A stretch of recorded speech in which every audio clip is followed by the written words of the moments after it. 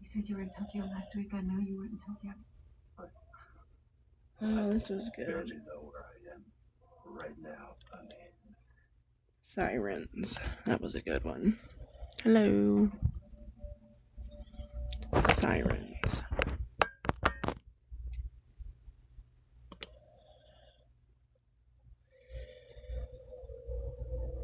Let's see.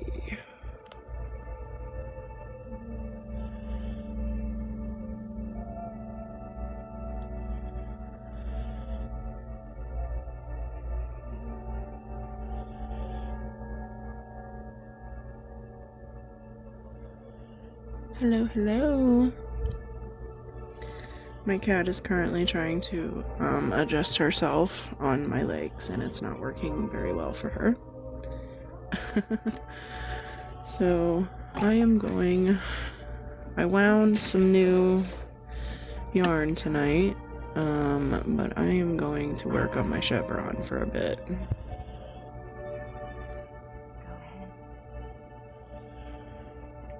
Let me get my chevron out. There we go.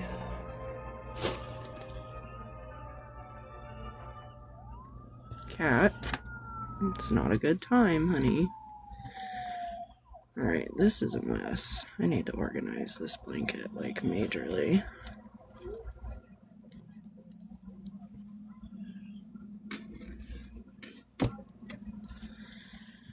Let's see. There we go. That's better. This thing is so darn huge, I don't know what to do with it. We are going to work on this one for a tiny bit. If that's okay with y'all. I'm making pretty good headway on both of them, but I would like to work on this chevron stitch for a bit.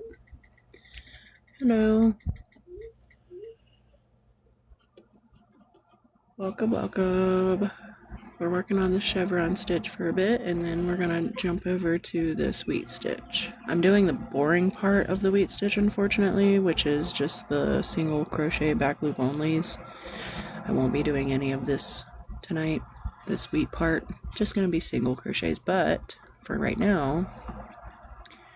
And I just had my nails redone today, so we got some little spring vibes going on. Spring, spring. Hello, hello, Valerie.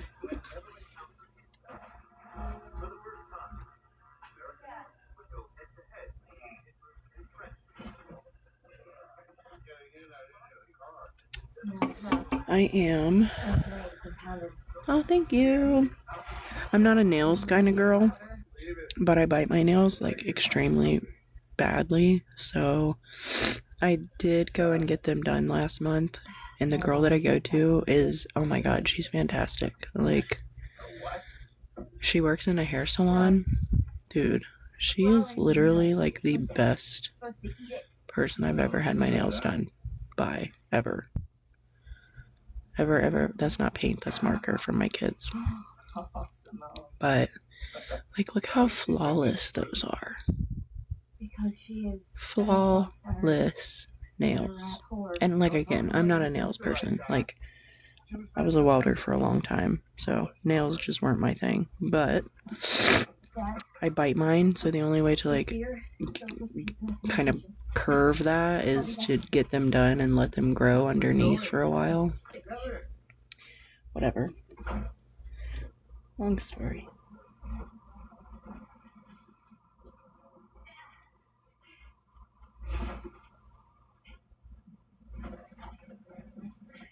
How's everybody doing?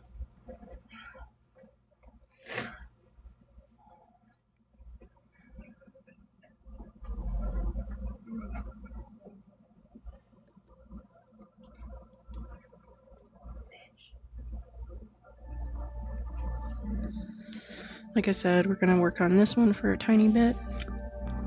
And if anyone has any questions, let me know. So I'm at the end of my valley. I feel like I need to zoom in just a bit, but then you won't see my awesome little...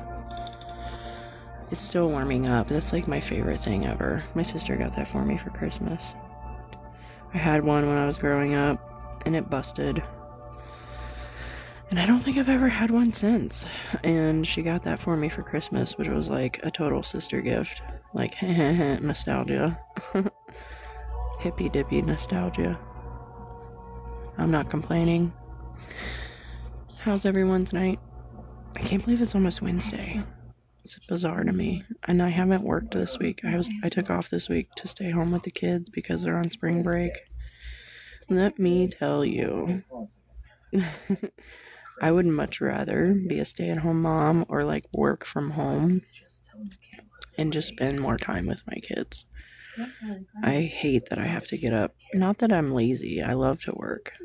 I know that I say that, but like, so when COVID happened, I was in an essential job, so we didn't shut down.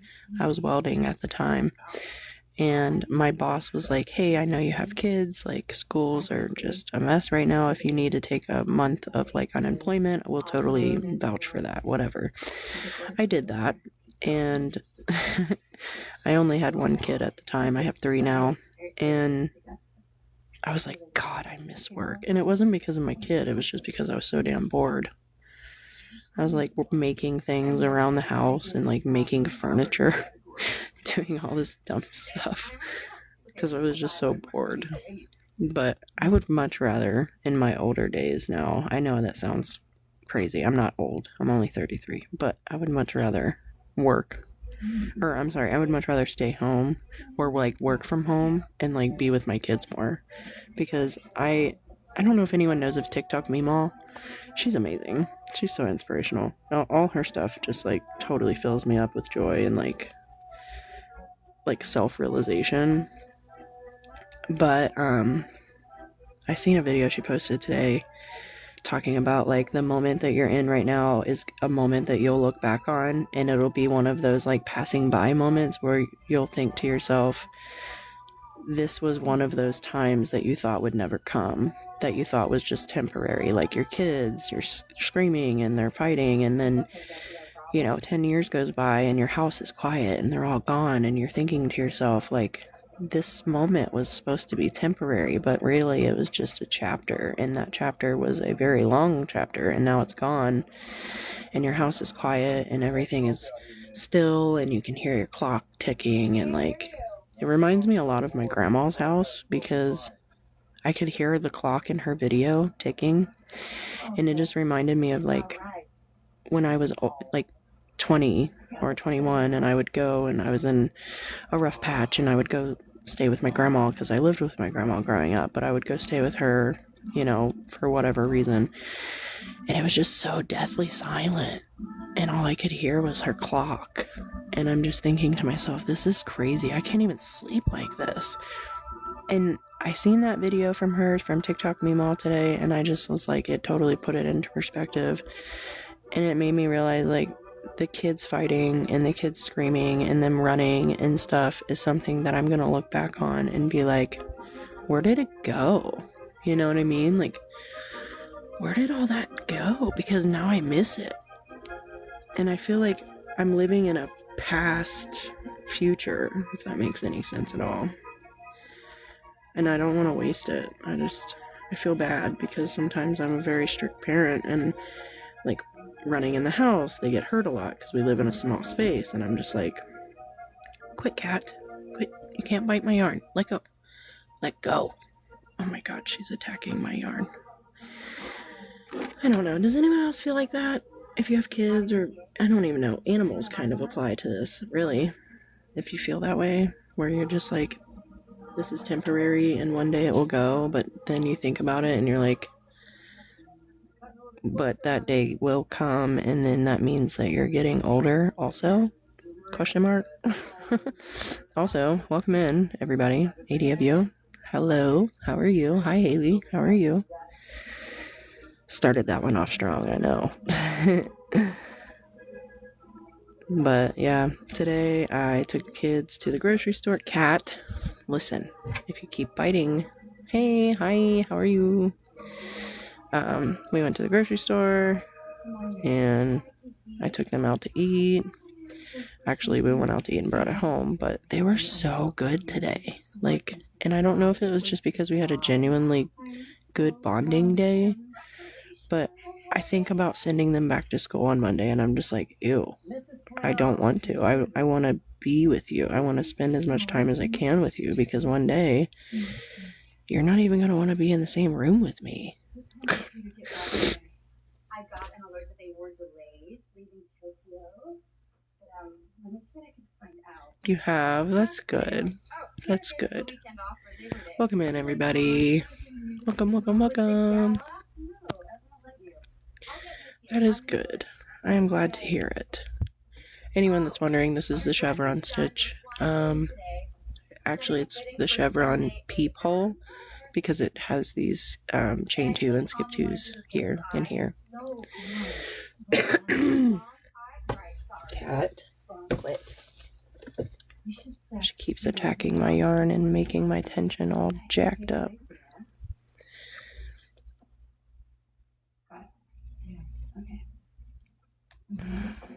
I don't know how you do it, man. I don't know how you do it, because I could personally not do it. I know millions of people probably do it all day, every day, but me, myself, with my life that I have right now, I just couldn't do it. I don't know, man. We have a few time-sensitive things for when we're back. Like, last Whoops. please enter a pass on our revised seating chart. What's the head count? 110. And don't let you agree. So I'm watching that limited series on Netflix called Sirens. Brian started that one show called Paradise that's on Hulu. I feel like Hulu always has those, like, government dystopian movies, shows, whatever. Hey, Shirley girl, hey. I don't know if anyone has ever seen that, but either of those, really, it's actually pretty good. They, like, live, the one I'm talking about, Paradise or whatever, they live underground somewhere in Colorado because a World War III happened, and nuclear war decimated the entire top of the earth, and the American government had the president and like 25,000 people go live underground, and it's crazy. I'm not too far into it. I turned it off because Brian, it's really his show. He started it, so we aren't gonna watch it separately. I watched one episode and I was like, oh shit, it's getting deep, so I need to turn it off so he doesn't get mad at me. Hey, we just finished company retreat. Ooh, what's that? Hey, Kate, thanks. I know. Look, I got it written down still from when you told me, Shirley. Trust me, I got it written down, and they're starting to do previews, like advertisements for it on Hulu. So I seen an advertisement for it today, and oh my goodness, I asked Brian, I was like, what is today? Is today the 6th or the 7th or the 8th? And he was like, I think it's the 7th. And I was like, shit. Because I was totally going to binge it tonight, but I guess it would only be one episode. Are they doing a whole drop, or are they doing it like weekly? I'm wondering. It's been so long since I've watched something weekly, other than, oh god, what did we watch? I think we watched, and I wasn't big on it, but it was Landman with Billy Bob Thornton. I wasn't really big into it. It was a bunch of horrors, really. In my opinion, that's what it was about, oil and whores, because if anyone knows, you know, but he liked it, so we watched it. It was a good storyline, I guess, if you're into that kind of thing. Ooh, really? 3 episodes premiere tomorrow night, and then weekly, I think it's episodes for the first season. Ooh. I don't know, babe. I really don't. Shirley, do you have any advice? I just feel like maybe talking to someone, like, do you have any friends or family that you can call? I'm not 100% sure on your situation. I know you said something, but, like, that seems like, I don't know. I'm not in your life, so I can't really tell you what to do or how to feel. I just know that I would try to keep people close, personable, people that I can tangibly go near, you know, family or even a friend, or meet somebody, or I don't know, like a group maybe. Hello, hello.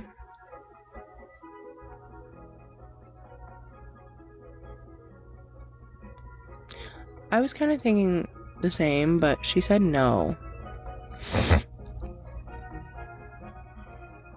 Same. So I'm honestly starting to wonder, because my mom has issues. She went in very early too. She just didn't tell anybody and she had no idea. But I'm starting to wonder if kind of I'm like peaking for that. I know I'm pretty young for it, but I mean, shit, it can hit at any moment, really. Once you have kids, it kind of accelerates the process. And I had my fallopian tubes taken out, so I don't know, that probably jacks up your hormones even more.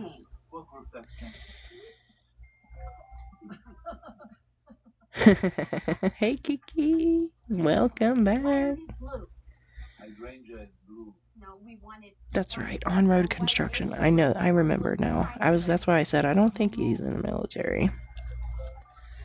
I think he does something else. You don't have any family that you can at least call and hang out with on Zoom or chat or something for a while? That knows your situation a little better. That way you don't have to put all your business out on the internet for weirdos to see. Because there are some weirdos out there, baby. I promise you.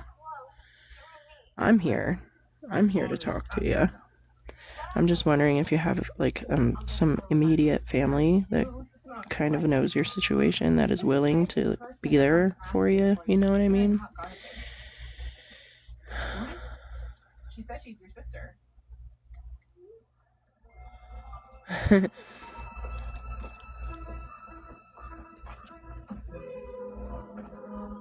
Oh yeah, it keeps going. So what are you making? So you figured it out?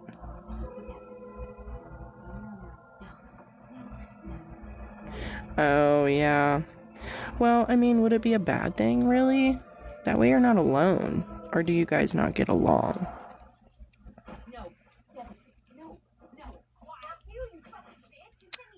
Okay, good. So, have you done a color change yet in your granny? And if you have you tried the magic knot theory that I showed you?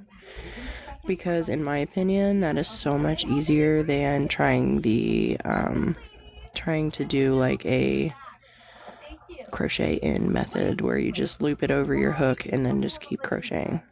I'm just curious. Right now, I am working.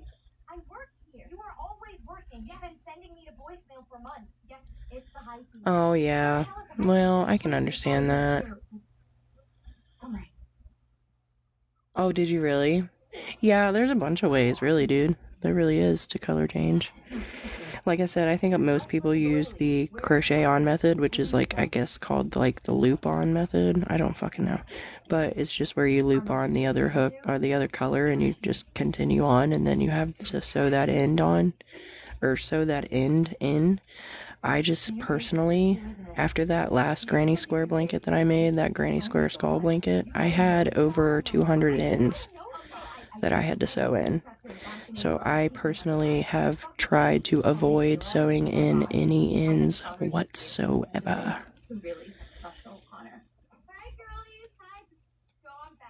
You just do 2 knots.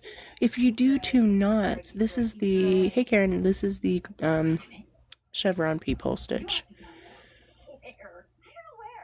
Well, that's good. Yeah, you said that. That's good.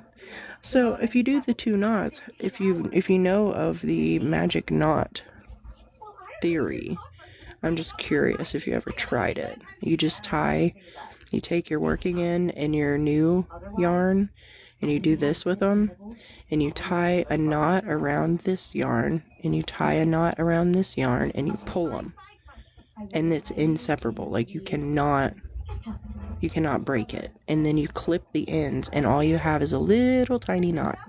No ends to sew in, none of that. Oh yeah, this was you. Yeah, see? It's so easy. Is this still their property? Yeah. So easy. And I just hate sewing in ends.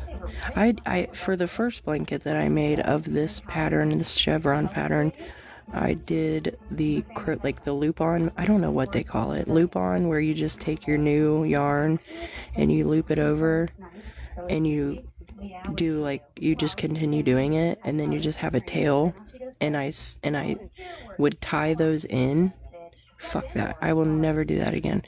I don't know. I don't know. There was something about that last granny square blanket that I did because I had done it a different way because I was still learning how to do things that I will never, if I can avoid it, I will never sew in that many ends ever again. But literally there were like 200 ends that I had to sew in because there were 3 color changes in each granny square, and there were 70 something granny squares. I haven't been sleeping with you. Oh, babe. Hey. Goodbye.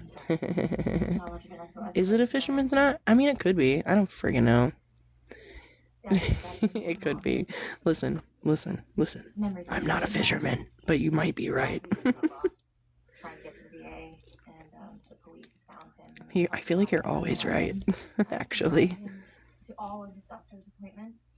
I have to pick up all of his medications. I can send you money. I don't want money. It's not. I need help. But they call it the magic knot for some odd reason. Maybe to be more appealing to women. I don't know. But if that's what it's called, that's what I'm going to start calling it, because why not call it what it is, you know?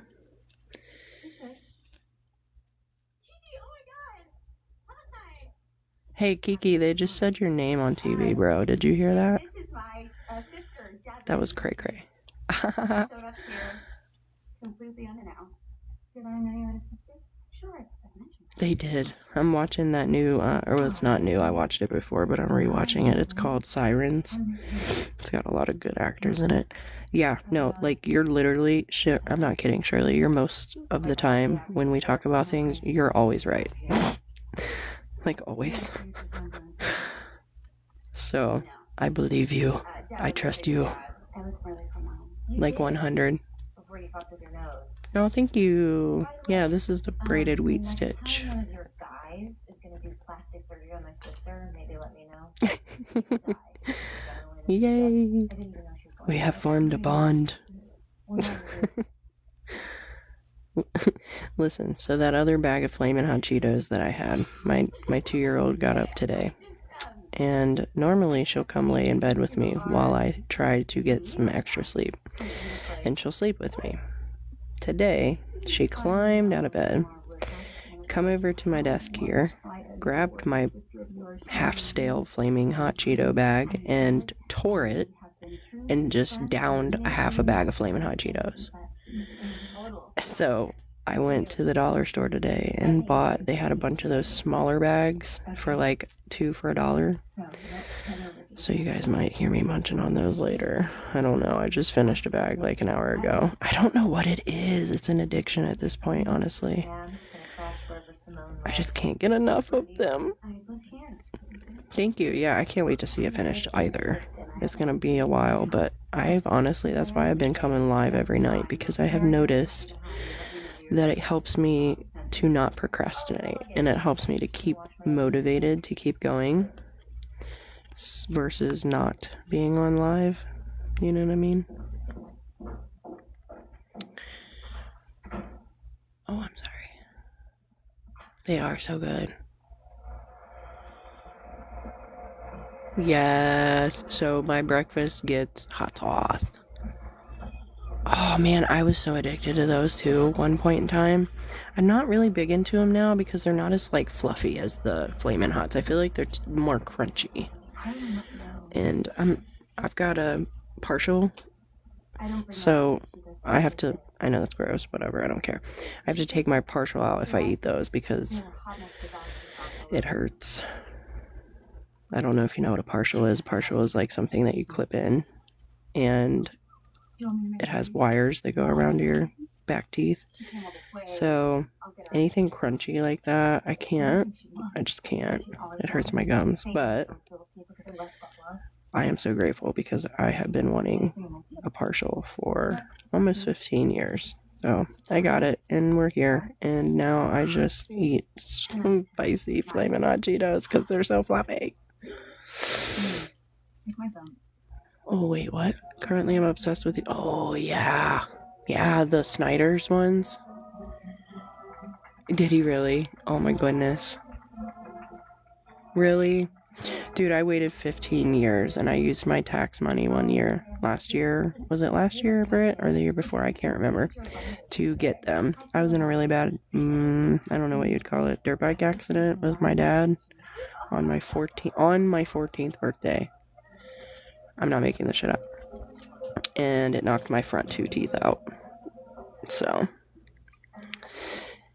yeah, I went all through high school. I went all of my 20s. They were able to fix one of them with like an add-on. And then I went through most of my 20s, most of my later adult years, and then I used my tax money to get them fixed. I didn't look like a crazy person or anything. It was just very self-conscious. Like, it wasn't the front two. It was like the front and then the side. 1, 2, 3, 4, 5. But yeah. A little information about me. I noticed that I even talk differently now that I've had them for so long. If I take them out, I notice that I talk different, and I don't like it. I'm like, this is what I've been missing for all these years. The S sound. No, I'm just kidding. I could make all those sounds before, but it wasn't as distinctive. Yeah, it was a big part of my self-identity, like, destructively, actually. 1, 2, 3, 4, 5. What the fuck? Hello, can I help you? Yeah, I'm trying to go outside. 1, 2. I can't. So sorry about that. Here, try that. You fucking Oh, bitch. by the way, there's a strict no smoking policy on the grounds this split. God dang it.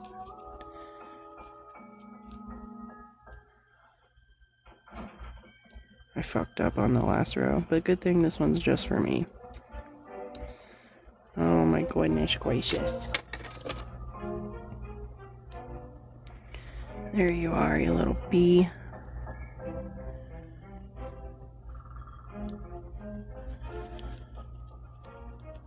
Alright, what do we got?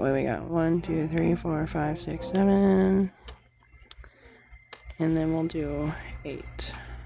I'm putting a border on the edge, so it doesn't really matter what it looks like on the edge right now, if that makes sense. If this was something commissioned, I would frog it, because it's really not that wide. Sorry, I'm gonna look up and read. Yes, you did. What did you say? The hot Cheeto Puff's so good. I haven't tried those. I'm interested, but I have not tried them, only because I didn't really like the texture of them.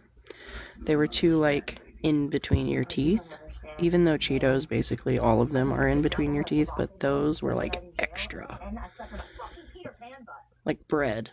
You know, my daughter is, like, totally not into bread whatsoever. She does not like the texture of bread. None of my kids really do like the feeling of bread.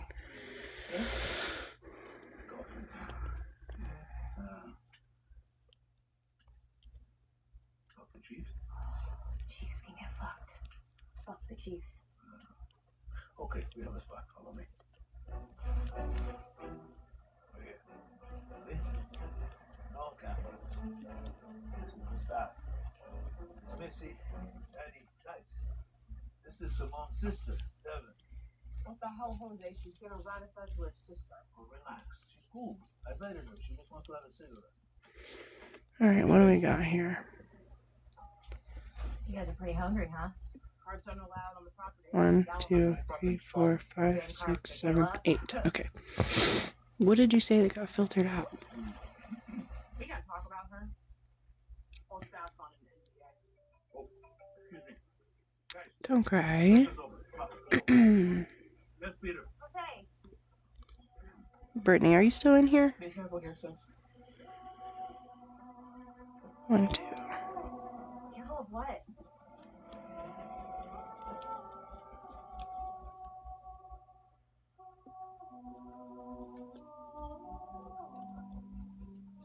Welcome in, everyone. Have a seat. Grab some popcorn. So, sorry. Look at this. He hasn't liked their sex. He's seen it, but he hasn't replied. He usually replies immediately. Maybe he's lost signal. He's in the air after all. Is he tapping in the air? Yeah, I assume so. It's gone so quiet. Stop. Where's the rose garnish? Manifest said he departed 21:30 local time. So. Let me know when you get confirmation. Yeah, of course.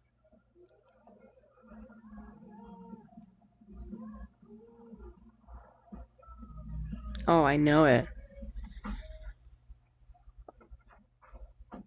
Don't bury it, huh? What the hell? Why did it filter that out? That's weird.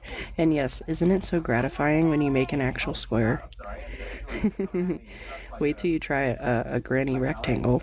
It's like, oh, it's like the itching, and it's like scratching an itch that you just can't reach. It feels so good and super gratifying. I don't know. You guys seem like the type of people that would like those. I don't know. Maybe I'm reading the room wrong, but those granny square skull blanket that I made, those granny square skulls, those are super gratifying. Yeah. Oh, you are her sister, huh? I don't know how I can make it any clearer. But Oh, sorry. Silver and I we talk a lot. Trying to find one. Mention your sister. There it is. well, So one of these. she showed up. I basically raised her in Buffalo. These were fun. Yeah, that's where we grew up. Well, it's where I grew up. She was in and out of foster care until I found And then the pattern you make around and it makes a square. That's what I mean by gratifying. So when you make the square around it, you do like a multiple of like trebles here to make a square, doubles and singles here, and it just like alters. And then after that first round, everything is doubles, Can I escort you inside? if that makes sense. It's on there. It's on my page on YouTube. Or I can make my own. I know, I need to do that. I need to get up earlier and start making tutorials. Because I feel like the one that the guy made, he skipped a part right here. And I had to kind of figure it out for myself. Because it was very vague. Like, he didn't name that you make a chain 3 and then 6 more. He just said 6. So I had to figure that out for myself, that there was a multiple of 7 here. Oh, I know, but when I have kids, I have to, and I just gotta drag myself out of bed. Well, thanks for the follow. Yeah, thank you so much. Oh, I know. Everyone said that too. There was actually someone that I think made it Well, I came to talk to you, not sit in some weird guest house all day. What is in glow in the dark, but she made it on something else. But yeah, I really want to make these on Go back to the house. the glow in the dark Sit in the back. next time. I need to order some. I know that Nitpicks has a bunch of like variety of glow in the dark yarn, but this seriously, as much pain that I went through to make this blanket, it really was the most satisfying. Honey, I really do think maybe like talking to your family would be like the best option. I want to help you, but Yeah, upstate New York. I don't know what I can do to help you, sweetie. Westchester, Berlin, Darien, Connecticut. No one knows where Buckley is. So it's Mm-hmm. easier to see her. So the border that went around the purple for that granny square was black. You do not want to do it in black, I can promise you right now. You want something that you can see. I promise you, do not make these in black. You have to be able to see each stitch. You have to, especially when you come around here and you're doing your doubles here, because you'll do you'll do treble to make it to length, right? And then you'll do double, double, double, and then you'll do treble, and then this is where you'll start your first corner. but it has to go like this. So you're going to need to see your stitching. You have to be able to, or it just won't work. Oh my god. No.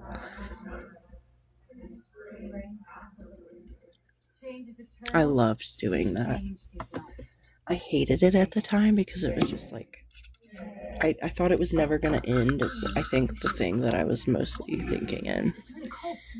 I am very proud to announce that this morning. Yeah, I have, but I've only used it for borders. I've never done anything in the middle with black. I don't think I could. It's not that I could, I just don't, like you said, it would be like a personal hell almost, because unless you use stitch markers like every 10 stitches, which is also a pain in the ass, totally doable to keep track of your stitching, but at the same time, come on. I wanted to invest in one of those like light up hooks, but they're the tapered hooks, and I do not like those tapered hooks, so I have not invested yet. What do you mean you don't know how to hide the weave? The Labor Day Gala is on Monday. Oh yeah, a neck light would be awesome. What do you mean to weave it in? Weave what in? These people are my friends. Oh, grow up, Simone. You're the help.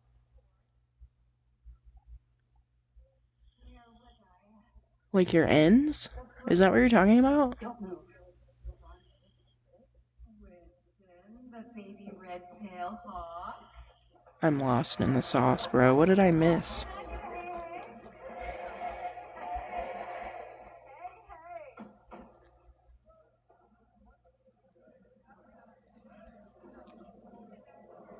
Welcome in, everybody. What do you mean you're... Hold on. And thread it through the middle. I know you've never made a granny. What do you mean you're... DM me, because I'm confused. What are you having trouble with? Maybe I can make a granny really quick and help you. Let me hope. I know that the comment section doesn't give you enough characters to even spell out stuff, so it's probably hard. Maybe I'm just being super illiterate. Thanks for that follow. And not following along, or I missed a comment or something. I know you're trying to weave something in. Are you talking about weaving in your ends? Because when I weave in my ends, I go back and forth, up and down, any way I can to keep it from pulling apart. Like, please let me ramble, okay? Like, I have a lot to say, and you're just giving me, like, 10 words. That's not even a formulated thought, or even a sentence for that matter. Let me make a granny real quick. Right? Go. Because I've actually got one that I want to finish. Let me show you. I want to finish this one because I have one blocked on my board over here. And I would like to finish this one so that I can start putting them together. But yeah, I have this one that I can finish, and or I can start a whole new one because I have more skeins of that. I haven't decided what I'm going to do with it though. I haven't decided if I'm going to make a blanket or if I'm going to just use those and make bags out of them. Because that particular skein of it's cotton, and it just concentrated all the white into one corner, which I wasn't a big fan of. So if I like turn them, I feel like it would work. Can I speak to you privately, Simone? I think that it's best that you go, Devin. What am I missing? Hello? Thank Are you. you seriously gonna let this bitch ride me?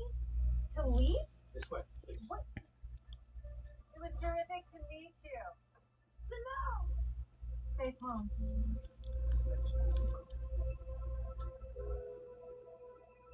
You lost your yarning scissors? Oh no. You never did answer me. These are the best ones I've gotten. Super sharp, works on fabric, works on yarn. Literally the best one. Oh, you sent it. Okay, sorry. I can't read it until I'm off here. These are the best.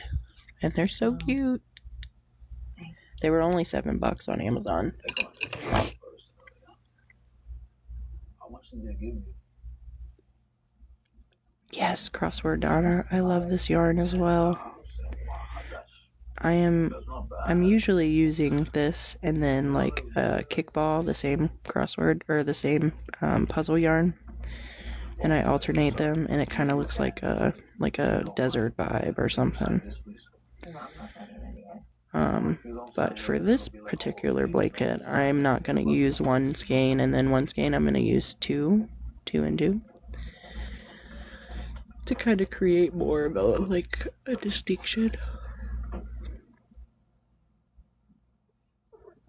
Cat, not right now. You want to come up front with me? You cannot come up here right now, okay? There's just not enough room between you and these two blankets, honey. I just can't. If you want to sit in Mama's lap, you can. Okay? Psst, psst, psst, psst. I hear a psst, psst, psst coming from Shirley here in any minute. Psst, psst, psst. Hey, thanks. Kitty, kitty, kitty. Ooh, yeah, I have a bunch from them, actually. I have that gradient. I have a bunch of mandalas. I really like the mandala. I made a couple beanies out of the mandala one.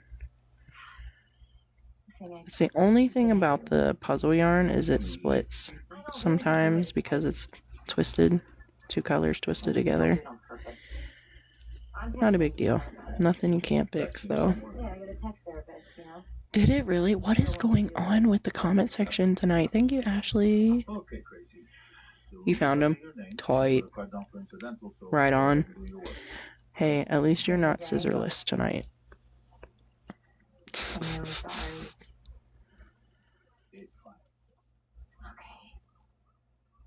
She's over here just like mowing down on herself. Aren't ya? Okay. Aren't ya? Huh. I'm telling you it has. And it's crazy because I've watched multiple, thank you for the heart me. I've been watching multiple lives as the night is gone, and a lot of people have had to stop and restart their live, which is a bummer. But like even doing lives lately, it has been draining my battery so quickly. Usually I can get at least an hour and a half off of a live before my full charge battery goes down. But here lately, it's like maybe an hour and I have to plug my phone in. Sometimes I don't pay attention and then it just completely dies and I have to restart my live. But I've got my battery pack here ready to go so that it doesn't kick us all off here. It did that last night and I had to restart. It's annoying. I don't know what's going on. I don't know if they're just mining all of our data so much extra lately and it's just killing our phones or what. I don't know, man. I have no clue. Alright, we're not even close. Alright, I'm gonna jump. I'm gonna jump over. We'll come back to this. But, boop, we're gonna jump over. So you, piss, piss, piss, piss, piss, you gotta go. Okay, you can't take the blanket with you. I would love to just cuddle with you, my lady, but I can't, okay? Oh, you're so comfy, aren't you? Can I help you? Yeah, I know. Yeah. You can sit here if you'd like. My son was like, Mom, we have to give Luna a bath. And I was like, ditto, I know. But are you gonna do it or am I? Because if you're gonna do it, right on-o. But if I'm doing it, tomorrow. I was like, I know she... And I had a appointment for her to go to a... I don't know what you would call it, honestly. Like a... groomer is what they call it. I don't know. She's never been to a groomer. But I had an appointment for that. And they canceled on me last minute because they said their groomer lady wasn't available. I was like, boo. She was totally not looking forward to that, so you didn't hurt her feelings any.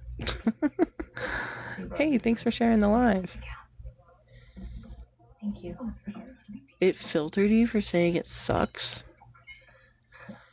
Listen, guys, if anything you say gets filtered or I'm not commenting back on it, please just drop a comment in there and just say, hey, I said something and it filtered me out. Just let me know. I promise I'm not ignoring you. It's probably just getting filtered out because TT sucks anymore. So, Christina. sorry. I can't control the algorithm or the stupid AI behind all this. Oh. I feel like you just made that up. Your turn. Okay. I'm Jordan St. Clair from LA. I'm in real estate and I'm All right. a speaker. So what we're doing here is we're working our back loop onlys. I'm going to zoom in for this. I was gonna suggest my hotel room, but I'm trying to adjust because every time I move my hand, the bar light above me on my desk like messes up so on Twitch. No? What is that? Can I finish my drink? This is, I don't have social media, so this is the only platform I have besides my YouTube channel. And I've tried streaming on my YouTube channel, but it's very just like blah. I feel like you don't get any views unless you have like over 1,000 followers. And I have like 50, so I have no views over there, and it's just kind of pointless for me to sit and talk to myself on YouTube when I can come over here and talk to all the people that I already know. You know what I mean? I want to dual stream, so if anyone has any advice on how to do that, I've tried to download a few different apps that people have recommended to dual stream, like where I could do this and another one at the same time. Because I know I've seen a lot of content creators that are talking to people on YouTube and on here at the same time. And I'm wondering if they're just on 2 phones or whatever, or if they're using an app. Sorry, I missed that. Let me go back. It's for anything, really? Oh, okay. For game. Okay, yeah. Oh, thanks for joining. Appreciate it, man. Sorry, that was like my dude voice. I've heard of it, but I've never like been on it. But yeah, I mainly try to stick with one because I don't have the patience to keep up with 2 or 3. I have 2, but I don't post on YouTube very often. I'll forget it that I have it every now and again, and I'll be like, oh shit, I haven't posted anything over there in a while. But as far as like my tutorial videos go that I want to start making, I really want to start making tutorial videos on YouTube because I feel like that's where they're mostly concentrated. Like where most people go to watch stuff, like in search, you know what I mean? TikTok is more for like reeling, like reeling, and then I feel like YouTube is more for like search engine wise. So if people are looking up, how do I start a granny square? What is a magic ring? What is a magic knot? Or how do I do this? Or how do I do that? I feel like I would be plugged in a lot more there than here. Not that it's not possible over here. I don't go to TikTok when I need to find a stitch or something. I go to YouTube. So I feel like that would be the best way to do that. You can. Yeah, you totally can, because I've been uploading videos. A lot of the videos I have on YouTube are from here, but what I've noticed is if I have music in the background, their copyrights are way different over on YouTube than they are here. So I have to like edit the sound, which is fine because it still keeps all the captions, it keeps all of the words like on the screen or whatever, which is cool. Oh yeah, they're super strict. I have noticed. Like that one video I posted on here of Brian building the kids' new bunk beds. I think it got like 400 likes on here and like over 2,000 views. But when I posted it on YouTube, which is where you would see like a lot of DIY stuff, not even like anything. I don't know. I just feel like the algorithm is just so like addictive over here that more people like scroll endlessly. But if you're not specifically looking for something on YouTube, I know that they have shorts, but your shorts are related to what you subscribe to and or what you've like liked or whatever. I mean, it's the same way over here, but it's more so concentrated, I feel like, in a very small area on YouTube. Oh, I'm sorry. Do you struggle with hand cramping? I do. I have yet to find a good pair of gloves, though, because the ones that I have this little, like, this little, like, grippy here, and I'm not a big fan. Not a big fan. It catches on my working yarn, and I'm not a fan of it. So I choose not to use them. Because like when I'm doing this, it catches and it won't release. You don't have gloves yet? I recommend them, but I would get the ones that don't have the rubber on the inside of the hand. They make compression gloves that are great. I had a pair without the rubber. They ripped because they were cheaply made, so I did not purchase that same brand. And I was looking for another brand, and I haven't found one. I don't like the long-fingered ones. I like the short seamed. What, the gloves? There's a lot of sex in this show. I'm trying to skip through it. Sorry.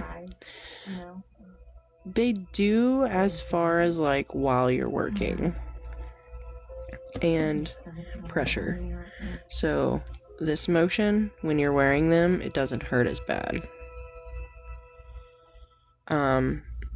This is what I struggle with. I have carpal tunnel in both wrists from welding and grinding for years and years. I don't know if anyone's familiar. A grinder, like a metal grinder that you hold, it vibrates very, very, very, very violently. So it fucked my wrists up for a long time. But like it was so bad at a point in time when I was, I think I was 24. I was at the peak of my welding career, and my son was very young. And it was so bad that I used to have to sleep with my hands hanging off the bed, like sleep at the corner of the bed and or sleep on the couch. So it comes and goes, but as long as I have gloves that I can depend on, this doesn't bother me. But I don't have them right now because the ones I have those stupid grippies on them.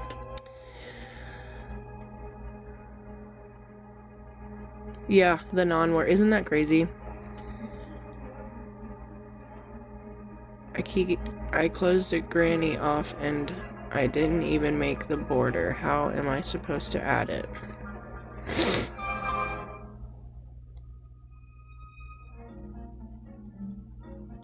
Okay, so what do you mean you closed it off? You did your last stitch on your granny? Here, we're gonna just do this, babe.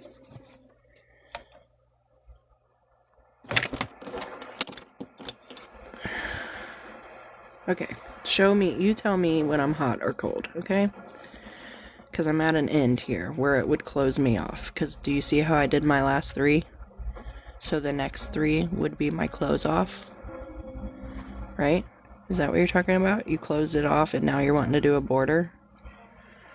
So I'm going to add 2 more here to make my 3.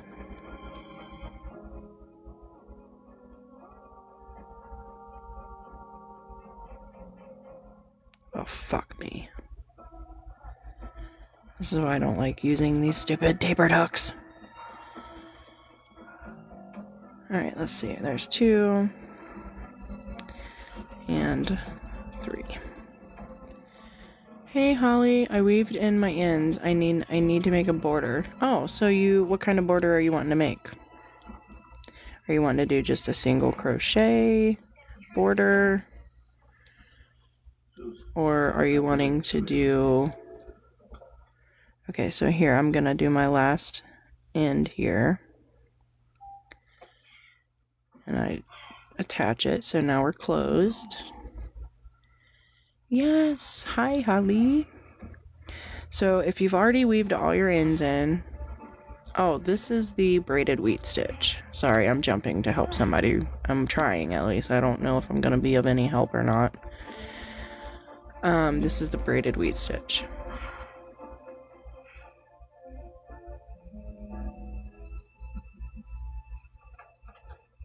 Yeah. So if you're wanting to add a border, okay, say any border, what you're gonna do is you're going to reattach your yarn.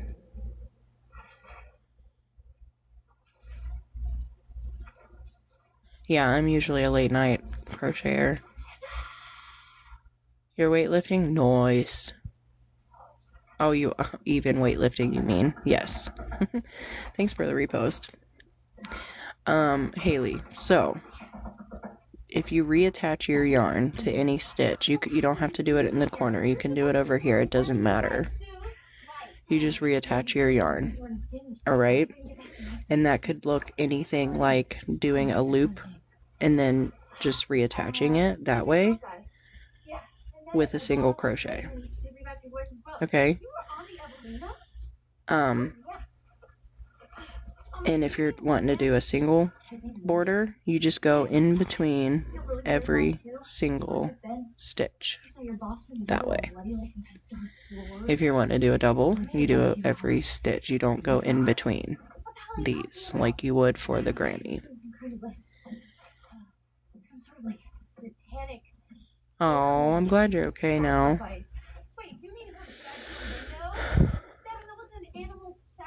I'm sorry. When you message me and I am off here, I can probably help you a little bit better. But say I just reattached my yarn. Okay, yeah, go help her. Why? Because this Michaela bitch has her talents so deep in your brain that you can't even tell you're in a cult. Cheeky, it's my friend. Friends?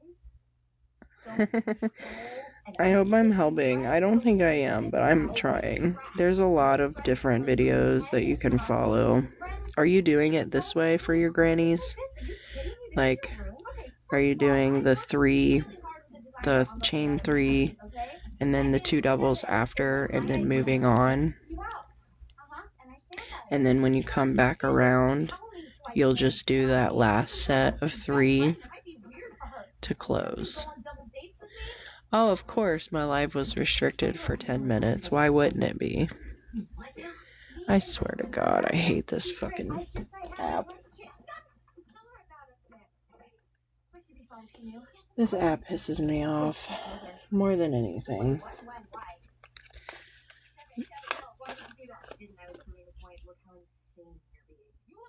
Aww. Okay, cool. Cool. Just message me if you don't figure it out. Honestly, you can come on live with me. I don't care. And we can like work on it together whenever you feel like it or whenever you're available. I'm not opposed to that whatsoever. I want to help. By any means necessary. That way you can show me what you're doing and you don't have to like keep messaging me.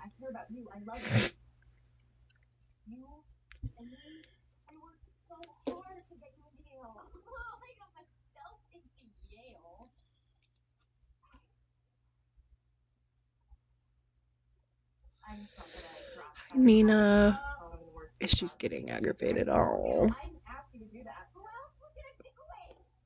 Alright, sorry guys. I'm gonna bounce off of this movie because I feel like that's why I got restricted. Welcome back. My live got restricted for 10 minutes. Couldn't tell you why.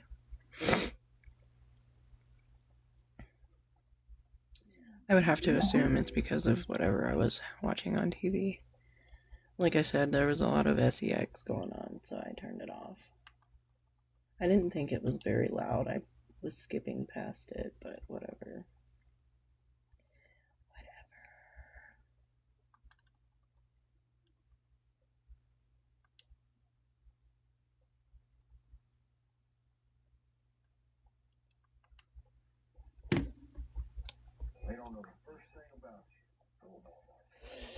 So I was watching the new show Sirens. No, I can stream, but it can't be put out to the FYP. So, like, more people can't see me for 10 minutes, which is fucking bullshit. Oh, I understand.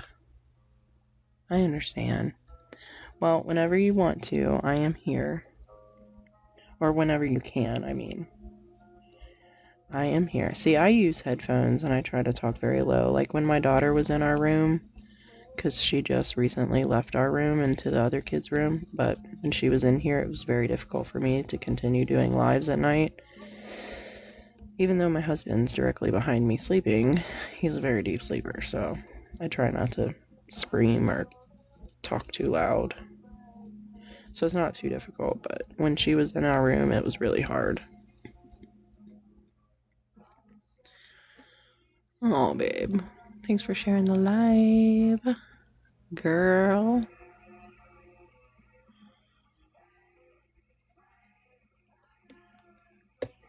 Yeah, I can relate. Honestly, I was like that a lot when I was pregnant with my middle daughter. My husband at that time was not around, and I was just me and my son, so having my son really did help a lot. Oh yeah, it's pretty good. It's like a thriller, like, I don't know, kind of a comedy. Yeah, just a couple more months. Mine were born in August. My older two. So, summer babies. It's a lot easier to do birthdays in the summer because you can kind of let the kids be outside. What are you searching on?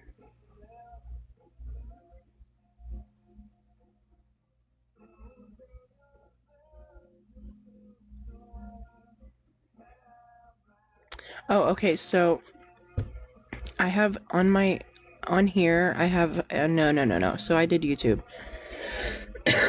So if you search Braided Wheat Stitch by Brianna with an A, K, like Brianna K, her tutorial is from here to here, from here to here. This is altered. I altered that for myself and the client. But hers is from here to here. But it is on YouTube. It's not on here.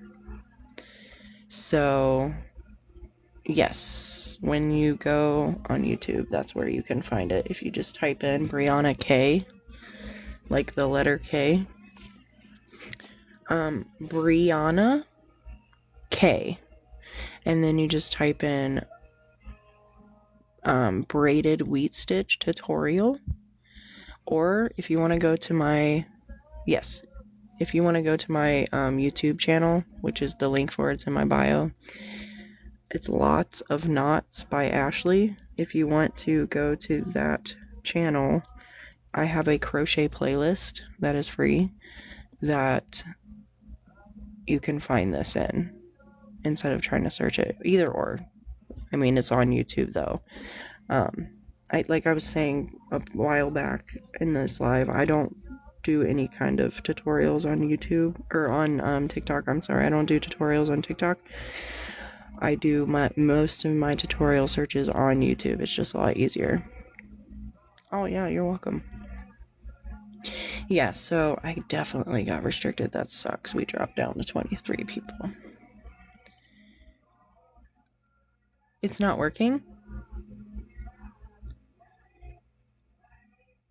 I know, I just got a notification yesterday that I have 1,000. I was like, holy shit, when did that happen?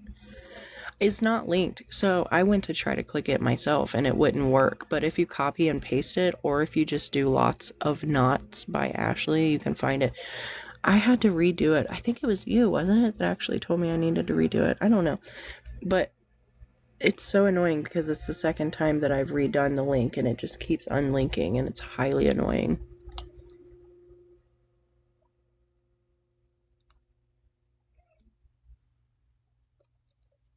And I don't know why it's doing that. I have no idea. I even changed my my link name so that it would be more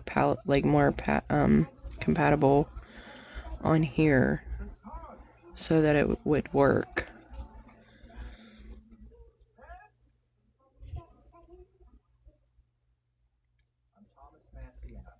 I'm so glad you're having a girl. Girls are fun. My son was easy. My daughters are little hellions, but I think that's just because there's two of them. And they just kind of like feed off each other. I'm excited for you. It's always good to have and meet people that you can relate with and have community with, especially when you're not really connected to people in real life, you know? Yeah, see, this was my kid.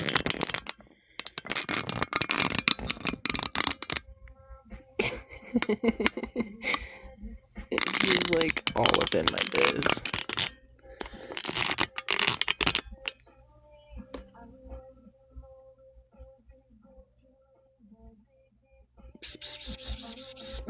Yeah, there it is. Yeah, no. Yeah, I don't have dogs. I have cats. I like dogs. I like all animals. I just don't like having a bunch of dogs inside. I grew up on a farm, so all of our dogs were like outside dogs. Basically, like somebody hit the gravel in a car, they bark. They guarded the chickens and stuff like that, or the ducks, or ate the ducks. I had a black lab that ate our duck one time, and it was traumatizing. But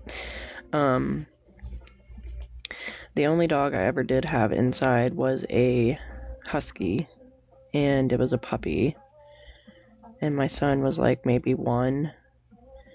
And we had a brand new area rug that was it was like the whole size of our living room in our house. It pissed all over it. I mean, soaked it. My husband tried washing it off with the hose. He tried vacuum and clean, washing it with the thing. No, it did not work. Oh no. Boo, I'm sorry. That sucks. I don't know what I'd do without my kitty, because she is like my biggest like little love bug besides my kids. Like, she sleeps with me every night. Thanks, Joanna. You feed the neighborhood cat and he just comes over. Oh no. Oh, that sucks. I know the feeling. I was a kid when that happened. We came home from school and we went to check on the duck. It was just the one duck that we had. And we had a black lab that was run on a lead. I don't know if you know what that means, but you take it from one tree to another and it's a really long lead. And there was no more duck, but there was duck feet and a duck bill. But there was no more duck. Poor thing. That traumatized me. Aww.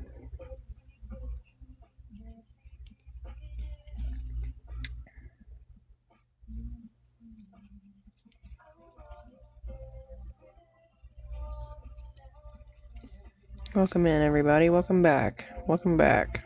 It looks like I'm back to the bright side of TT tonight. They sent me to the dark side for 10 minutes for some reason. I ain't even do nothing. I don't know, but this lighting is bugging me out.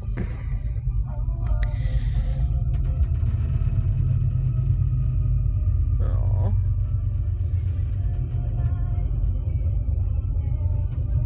My husband has a couple aquatic tanks, and he has cherry shrimp and I don't know what the rest of them are called, but he's got a shit ton of snails in that tank, and then he's got one on top of it, like a 20-gallon on top of it, with a bunch of like exotic fish. He's a really big into fish. When we moved, he had like a big 70, 80 gallon tank that had a bunch of like angelfish and rasboras and whatever the hell else name they are called. But when we moved, he didn't want to move it, so he sold the fish and gave the tank to his dad. But now he's getting back into it, so we're probably going to end up with another tank somewhere, even though I have that big 40 gallon tank with my bearded dragon in the living room. Man, that dude is getting huge. I love him. He's so sweet. I need to get him out tonight or tomorrow. I might get him out and put him in the live tomorrow because he's so awesome. What? Shrimp are not high maintenance, bro. What do you mean? He's had them shrimp for like 2 years, and they only have a lifespan of like a little over a year, so they start dying off. I mean, he has to do the water changes and shit because he's got live plants in there, and he has to keep them all alive. But dude, that is seriously so low maintenance, but he himself is high maintenance. So he likes to nitpick and do this and that with the live plants. But once you put live plants in there, dude, it's pretty chill. I bought him that little tank for Christmas a few years ago, and he filled it full of shrimp. And the snails kind of just came with the plants, and they've overtaken, so he had to do some cleanup. But yeah, I'll have to do a video one day on the tanks he's got because they're actually really good. You do. Oh, sorry.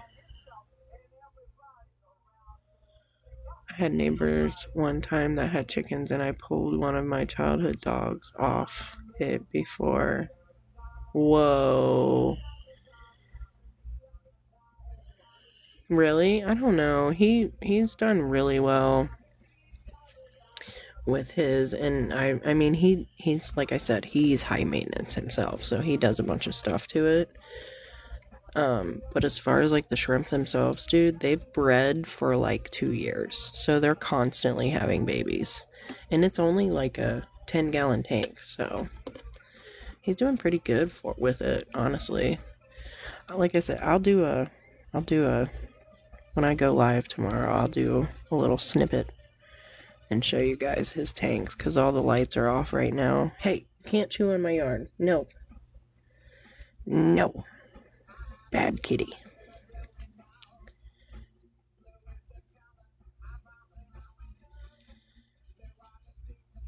Oh my god. Yeah. See, when I was growing up, we had neighbors, but we were so far from the neighbors that even if something like that happened, we would not even know it. I had chickens growing up, but I don't know. We didn't, like, all the livestock part of the farm was like when I was really young, like 4 or 5. I don't even think my sister was born yet. I remember the horses, and I remember the pigs, and I remember the cows, but once my dad kind of like fell off the wagon and stuff, my grandpa was just like, nope, we're done, we're selling everything. So we had a horse called Blackie and one called Beauty, and they would get out of the fence and go across the field and start eating out of the apple tree across the street, or across the, not the street, because we lived down a mile long driveway, but across the driveway, because the way our property is split, here's the driveway, this part 50 acres was my grandpa, and then on this part was 100 acres back of the neighbor at the beginning of the driveway. And back then, I swear I feel like I could write a book about my life. Back then, the people that lived up here were at feud with my grandpa, who lived back here. My grandma lived here and my dad lived here, and we were all on the same property of 50 acres. My grandma and my grandpa were married and divorced twice. And instead of having my grandma or my grandpa vice versa leave the property, my grandpa just put him a house down here, and my grandma kept the house here. Funny, right? Never heard of it before, but whatever. And we had cows, we had horses, we had pigs. And then that was when I was really young. But as I got older, they got rid of all of it. And I think the only thing I can remember from being like a young adolescent was some rabbits, some dogs, some chickens, and a duck. And right now, we're currently incubating, I think, 10 or 11 more chickens. We have, 8 baby chickens, and then, I didn't tell you, did I tell you last night that somebody, oh my god, an animal got 2 of our grown hens? I swear that rooster we have is useless, but he's beautiful. Something got our 2 hens, and Brian set a trap, so we'll see if it was a bird or if it was another raccoon. I don't know. I don't think I posted that video, but I told my sister about it.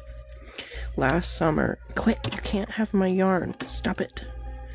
Last year, my husband set a trap because something was getting in our garbage, and there was a baby... When I came home, I still have the video. I would never post something like this because there would be too much negative feedback from it, and I don't fucking want it. We did the right thing, but there was a possum in the trap, okay? And this was last summer. I get off work, I come home, and he told me to check the trap. So I checked the trap. I mean, there was something getting in our garbage. I mean, garbage fucking everywhere. And we were worried about the chickens. They're free range, mind you. We don't have fencing. We don't have any of that. And there was a possum laying on its side. And it had pups. I don't know what you would call them. Kits, pups, whatever. Hanging out. Like 9 of these bitches. And it made me cry instantly. I just started crying. And it was not moving. Like, I would go over to it and I was going to let it out. I called my husband. He wasn't home. I was like, what the fuck? What do I do? I started calling sanctuaries. I started Googling all these sanctuaries in my area. I'm like, you are not gonna do that to this. Like, you're not. And he was like, okay, I won't. So I started calling all these sanctuaries, and this one lady lived like 2 hours away, and she was like, can you put it in the car and bring it to me? And I was like, no, I have 3 kids here, and I am not putting that in my car with my kids. Can you come to me or meet me closer?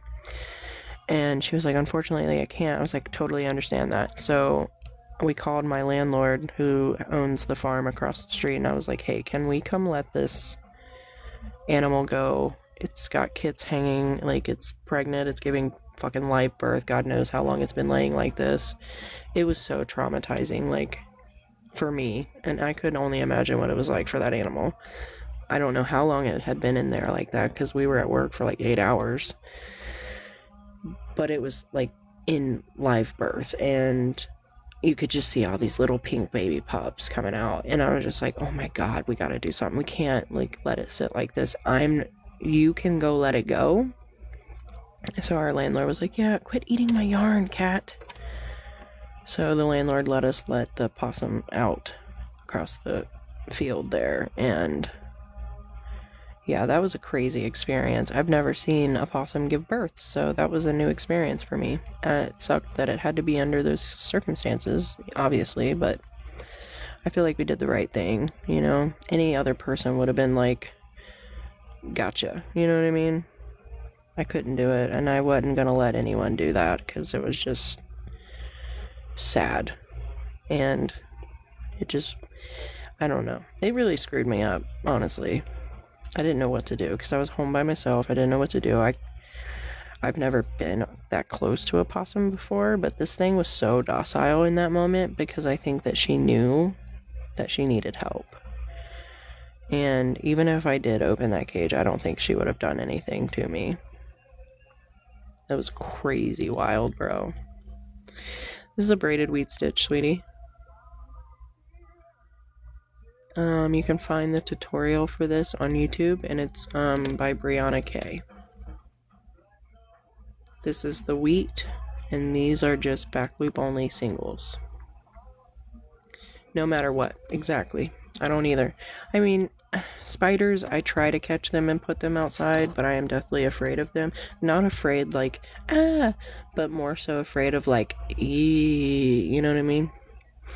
So I always try to get my son to catch them, or my husband to catch them and take them outside. My son used to be deathly afraid of spiders when he was little, but all of a sudden, now, he's like trapping them and looking at them under a microscope and like totally amazed with them, which is cool because for a long time he did not like bugs when he was like 4 and 5, but now that he's a little older, he can kind of get the biology behind it, so he's not nearly as afraid of them. My daughter, on the other hand, oh my god, she sees a stink bug and she screams bloody murder. Bug, spider, bug, bug. It's quite funny. We have like an invasion of stink bugs in our area. And no matter what we do to our windows, no matter what we do to our doors, they always invite themselves in the messes. So we're trying to figure out how to fix that. But I do not like spiders. When I was a kid, I liked stink bugs. Or not God. I liked daddy longleggers. That was about the only spider that I could do, was daddy longleggers. But nope. My dad, okay, funny story. Another story, if you guys care. So when I was about 16 or 17, my dad, me, and my stepmom went to the barn. And the barn I'm talking about, for context, is like an old 50s barn. Half the floor's missing. Part of the office is gone. Like, just like, you have to watch where you're going, right? So in the barn, he had light strips hooked up, with like a power cord. We went back there one day and we were standing in the back on one of the boards that were still present to the floor, and we shut the door.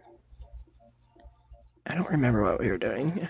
Anyway, so here's the wall, here's the door goes this way, here's the outside, and there's the boards, right, that we're walking on and standing on. Kathy shuts the door, and in the fucking corner is a spider bigger than a goddamn coffee can. I'm not kidding you. Like, oh my god. I'm not kidding. I couldn't make this shit up. The moment that we seen this spider, the fucking lights went out. Like, the power cord went out in the barn.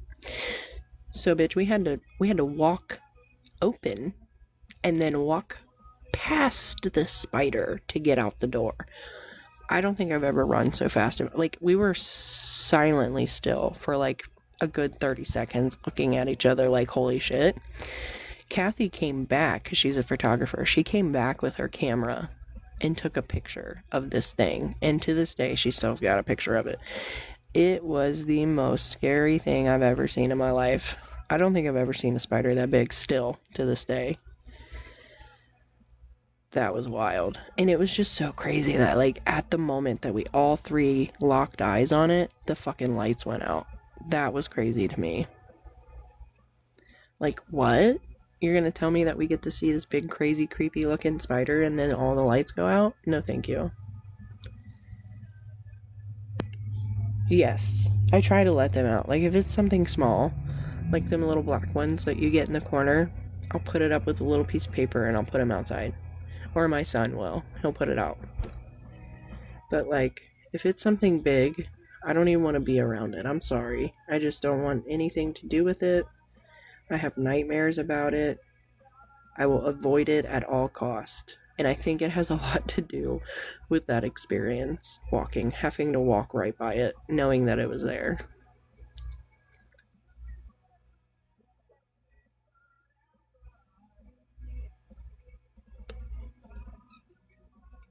Sorry, I lost a lot of you. I guess people don't like a lot of stories.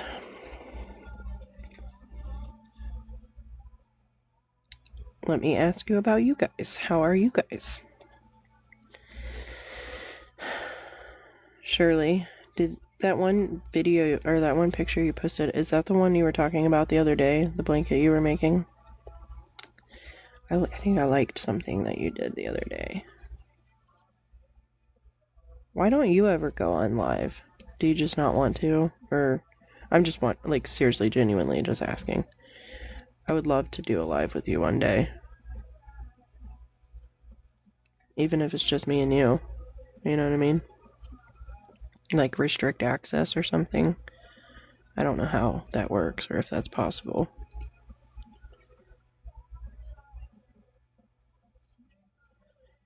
You're crocheting along? Yes. Oh, it is. Totally. You used to have a tarantula? Tracks. I believe it. I was wanting to watch those Wizard of Oz, but it's on HBO Max and I'm not paying for that. I don't blame you. What does that mean? You're not a content creator. What do you mean? I don't. Oh, I do know what you mean because I had to. Yeah, I couldn't go live until I had whatever. That makes sense. Well, shit, we could even do I don't know, like a Google Meets or something. Just to crochet along one day. Holly, what are you making?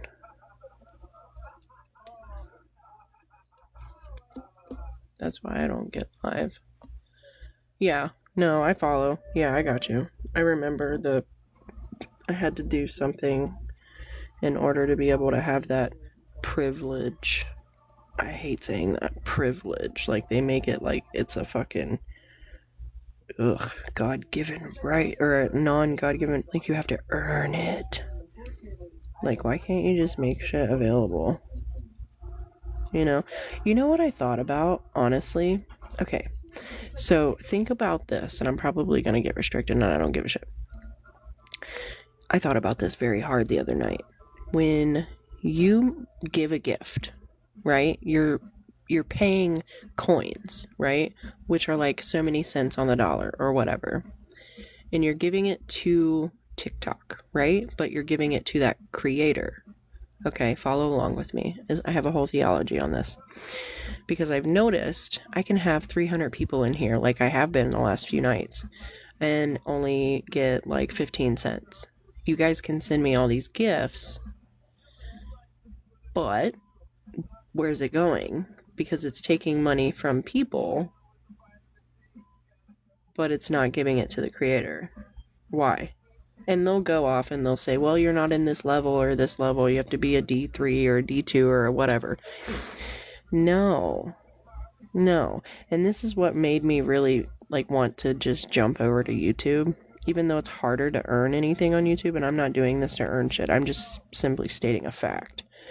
That I love all the gifts that people give me and I am so grateful for them. But I just want people to realize that how crooked this whole system is, really. And I don't know if it's just always been like that or if it's just recently. But you pay money. Oh, I know. And that's why I did not want to get huge at all. I just wanted to stay with my circle, like you guys, and all the main people that have been with me for the whole time are in here right now, basically, besides a few. It is worse. And I'm pointing this out because think about the coins that you trade or money that you pay for a heart or a rose or whatever it may be. The content creator doesn't see that unless they're in a tier, like a level or whatever, okay? Where's it going? Think about that. Think about how much money they're making off of that. It looks aesthetically pleasing, and I'm so grateful for everybody that does do things like that, and I will never pressure anyone to do that.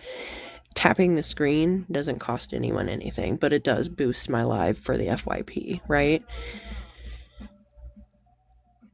They're double dipping plus, exactly. So you spend a cent on a rose, which is usually about the rough estimate, right? Oh, okay. So look, just for reference, AI just popped up right here on my screen. as a summary, and it said, a crochet session discussing the coin system and creator compensation. Like, bitch, tell me they're not fucking listening. Tell me they're not listening. In the moment, I haven't gotten an AI summary for the last 15 minutes. I cannot stand this anymore. I can't. I love doing this. I love talking to all you guys, but this AI, like I've said it before and I'll say it again and I'll scream it from the fucking rooftops.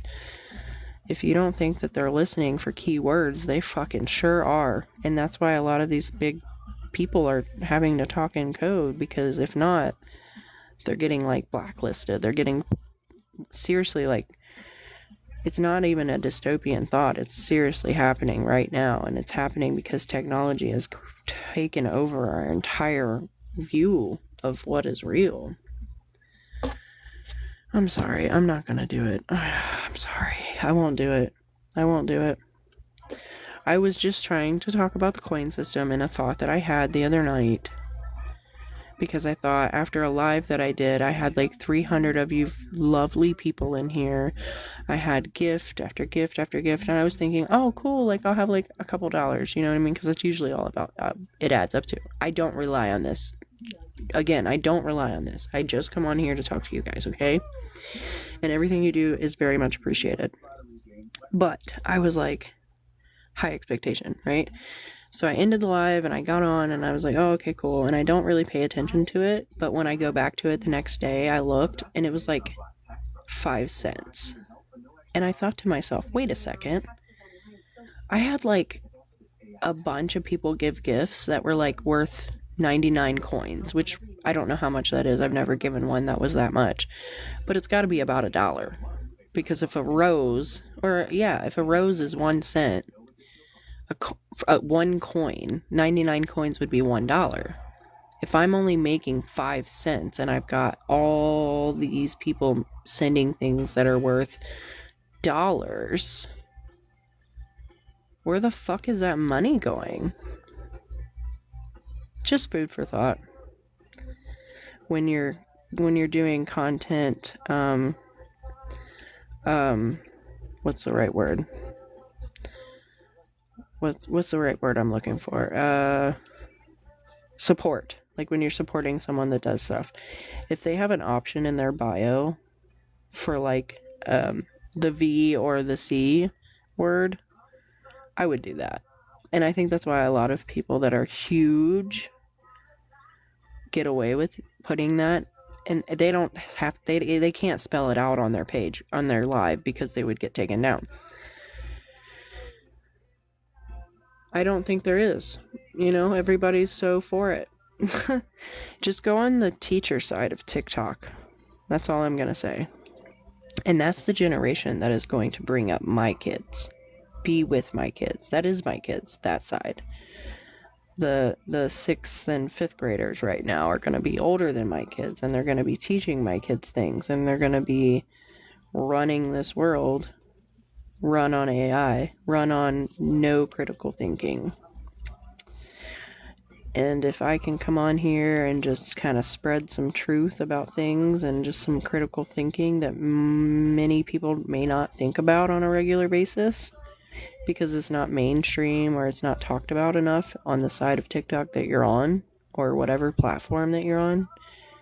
Like I said before, this is the only platform that I have besides YouTube. I don't have the book, I don't have the Insta, I don't have anything other than this. So I just see it from a different point of view, I guess. And the more people like that I've got watching over the last few weeks, the more that I've noticed, look how hard it is for me to fold this blanket over. Like, seriously, it's so big. I don't even know. It's gonna be a massive, massive deal when it starts to get so big that I can't do that anymore.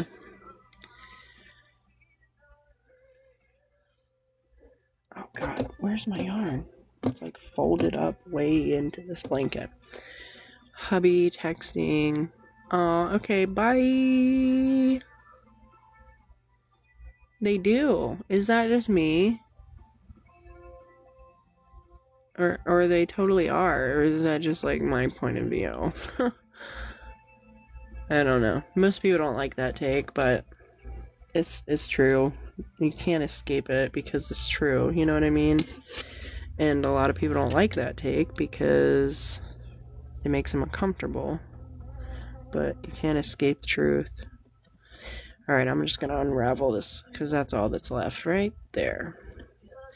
And I went ahead and pre-rolled. I pre-winded a skein earlier before I started this live. This is the Braided Wheat Stitch by Brianna K. Thank you, Autumn and Kimber. I appreciate that. So this, you can find this part from here to here on YouTube. If you'd like, I have a free crochet playlist on my bio. And or you can just look her up yourself.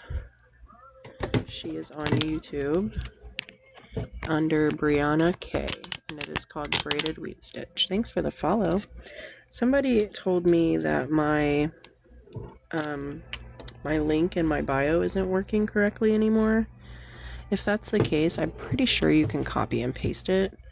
But if that doesn't work, it is lots, L-O-T-S, of knots, K-N-O-T-S, by Ashley.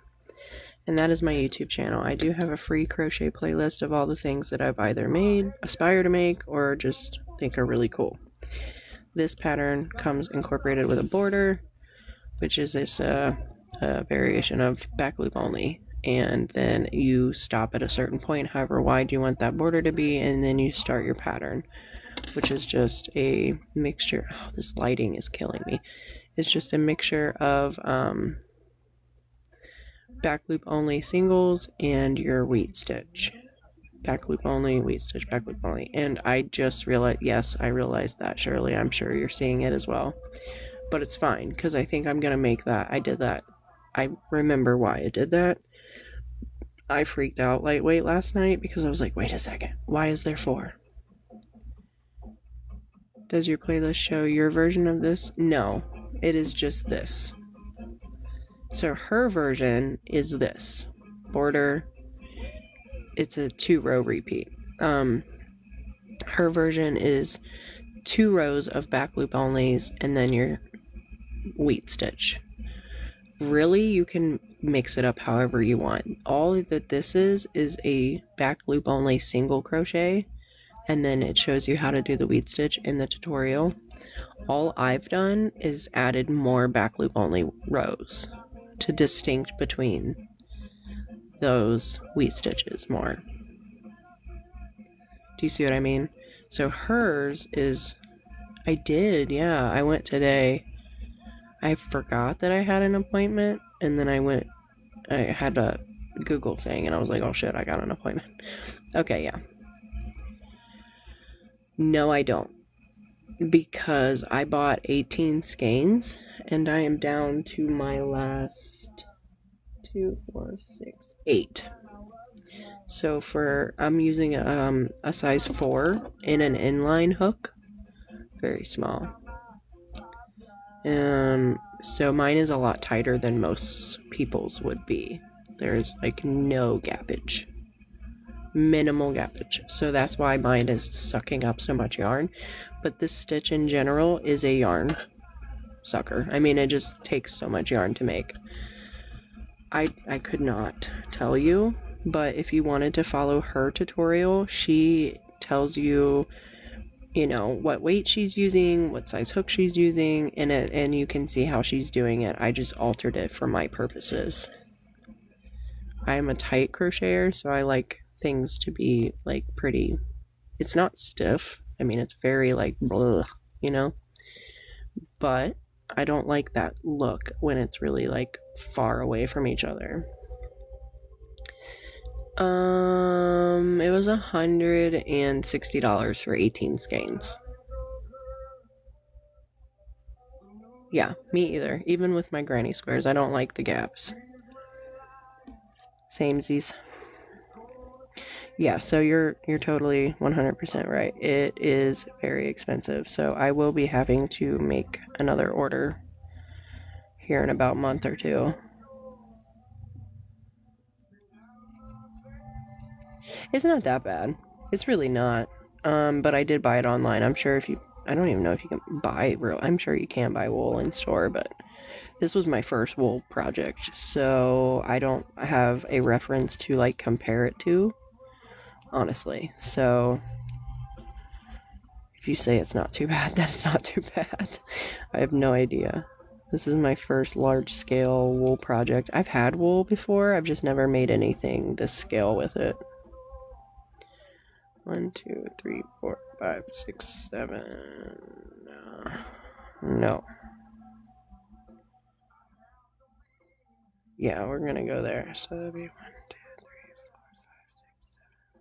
5, 6, 7. This is the. I got it off of Nitpicks. And it's Wool of the Andes. The color is current, and it's about 137 yards. Ooh, yeah. If you got a local one, you should definitely hit them up. It's 100% Peruvian Highland wool. So no mix, no blend, just 100% wool.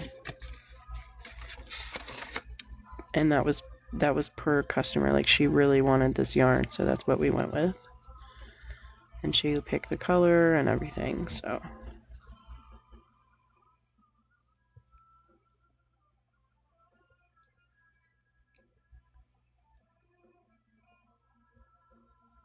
Right now I'm just doing back loop only singles because I'm creating the space in between the wheat stitches.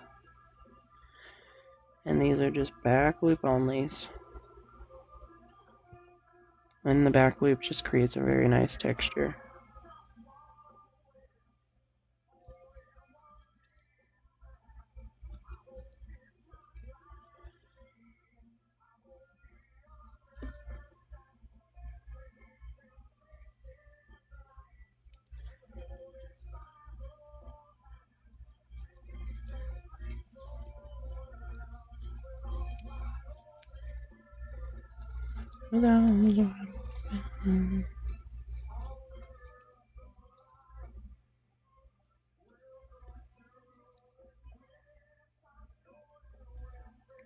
I think by the end of this skein, maybe middle of the next, I'm gonna have to move the project to either my bed or the kitchen table. I'm not sure. It's just getting too big, too bulky to work with on my table and film at the same time. I have too much crap on this desk.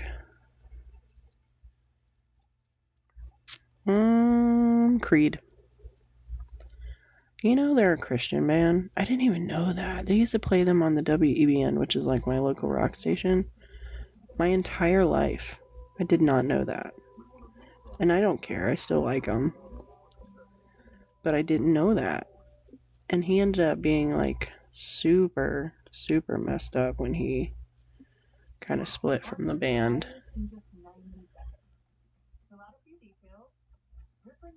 Oh, that's right. You were telling me about that. The merino. Yep.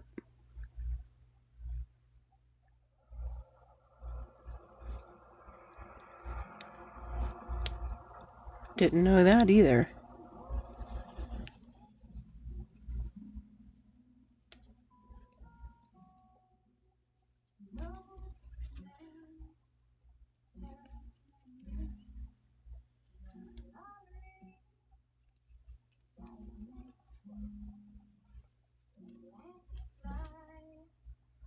Oh, sorry. Me too. I'm trying to keep up, man. I'm trying to keep up. Oh, God. Hey, hang tight for just a minute. I'm gonna go to the little girl's room. I'll be right back.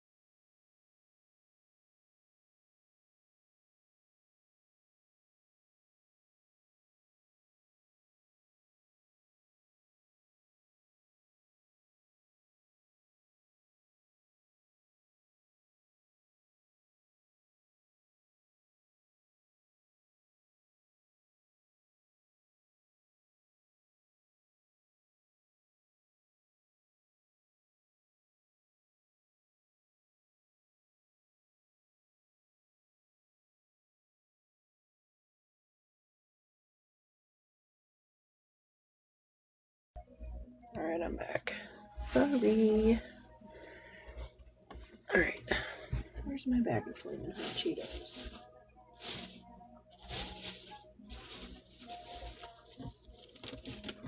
Got it. Sorry. Yes, it's 96. Well, it's stretched. It was only supposed to be 90, but my starting chain stretched. So it's roughly 96. And I'm gonna have to make the width, like, it was supposed to be 90 by 60. So I think I'm gonna have to make the width like 70. Or maybe 65 just to like even it out.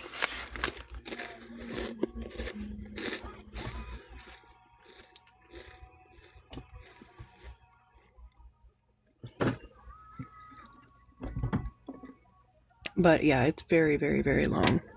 Wasn't intentional. First time doing this stitch. Here, I'll unfold it. It's like folded over. I can't even tell you how many times. It's bigger than my bed. Wasn't by choice. When I did my starting chain, it was 2 measurement. And then when I started working on it, I had, like I said, this is my first time working with wool. The weight, I guess, of the wool kind of just stretched everything out.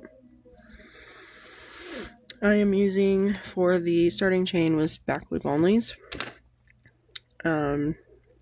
Which it was confusing for me as to why it stretched. Because I put a tape to it. I know that it was 90 exactly. So I don't understand how it did that.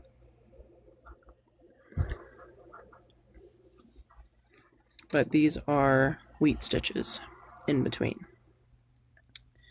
The ones you see here are just back loops, singles. Thanks for the love. Appreciate you.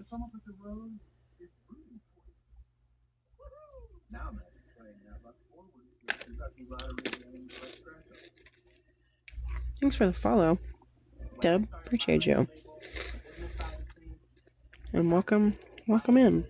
Definitely felt like adult. But just because you start your own thing doesn't mean you have to figure it out on your own. It's been amazing. It has definitely been an experience. Every project that I have made in the last year has definitely taught me something new. Hey, good morning. Good morning to you too. I don't know what time it is where you are, but it's only... Shit, it's 2 a.m. where I am. So yeah, good morning. Good morning.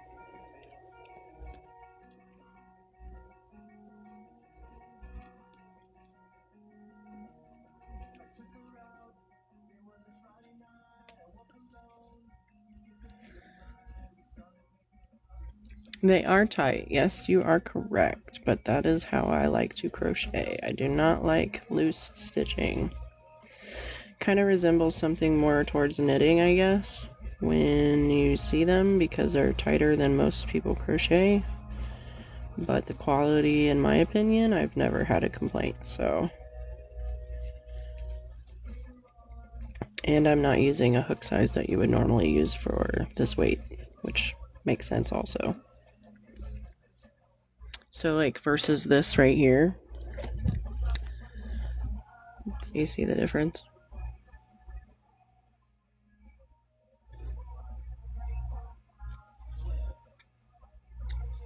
This is a 5.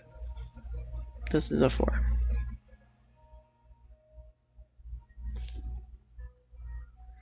Also, the camera does not do this blanket justice whatsoever unless I'm up close.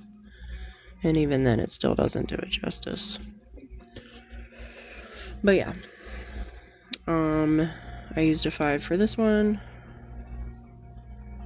This is the Chevron stitch. Yeah, this is the Chevron stitch. Similar to the Ripple, which is actually the next blanket I'm going to be making after I'm done with this wheat stitch. But I am obsessed. This one's for Brian because he really, really wanted me to make one. How do I do a chevron? So there's a great tutorial on that crochet playlist I was talking about that's on my page. without getting into like complete, let's see. Okay, so your starting chain has to be, for this particular one, has to be divisible by 16 plus 3. So that first 3, you will, where is it? I don't think it's here. Okay, so for the first 3 that you added to it, so for example, I used 272 stitches for this one because it was divisible by 16. And then you add 3 chains, and then that first 3 chains is your first double. And then you do a variation of 8 doubles, the first 2 doubles in one stitch, and then 6 doubles after. And then you, this is backwards as all get out. It's hard for me to explain. Let's see. Okay, so for the first, you skip 2.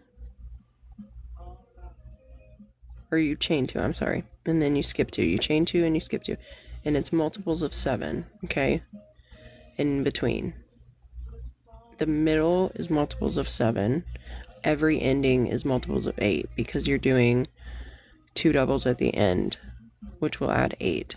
I know, I'm not making any fucking sense. I'm sorry. But that's how I did this one.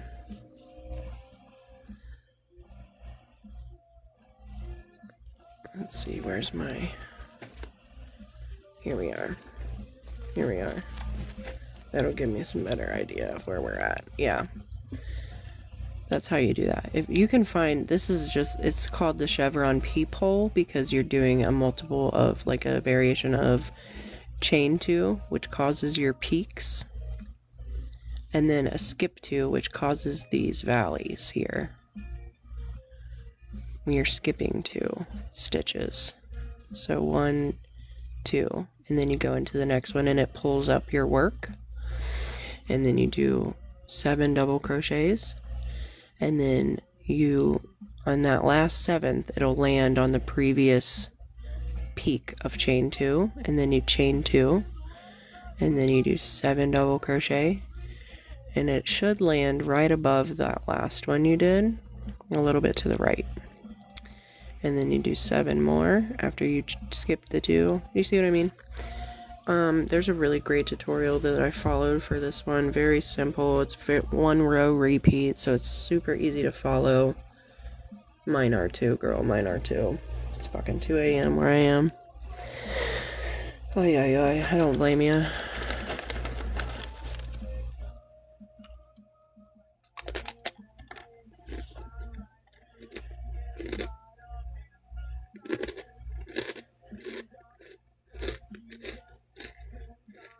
Thank you, Shirley. Thanks for the follow, Carol.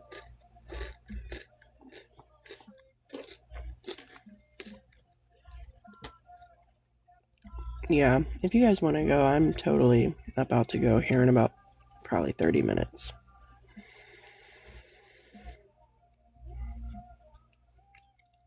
That's why I like coming on live, because it really gives me motivation to work on this stuff.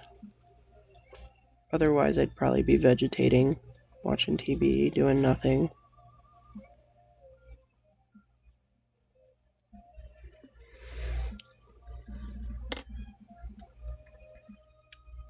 So here's the end of this one, and I'll do a magic knot to the other one here. But I'm going to get a little closer before I do that. This one's the braided wheat stitch, and it's just going to be, right now I'm just working on those back loop onlys.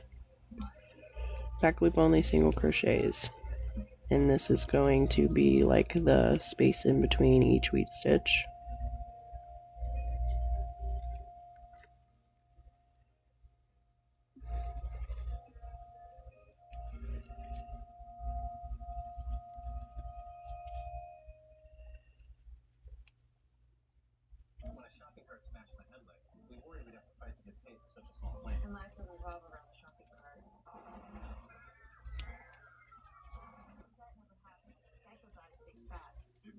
No, don't fight it. Go to sleep, dude. I'm seriously not going to be on for too much awful longer.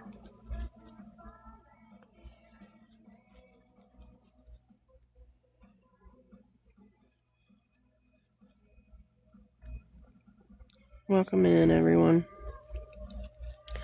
Welcome, welcome, welcome.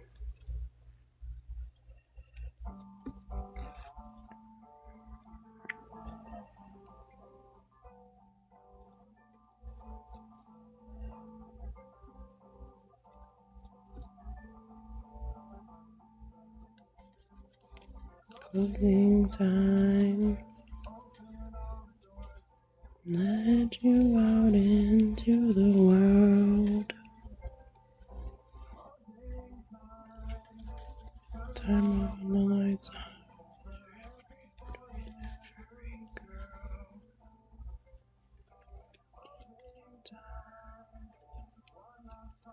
Alcohol, so in good with will be here.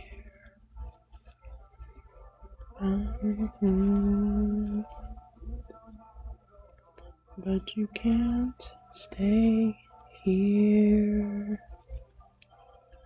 I know I want to take you home. I want to take me home.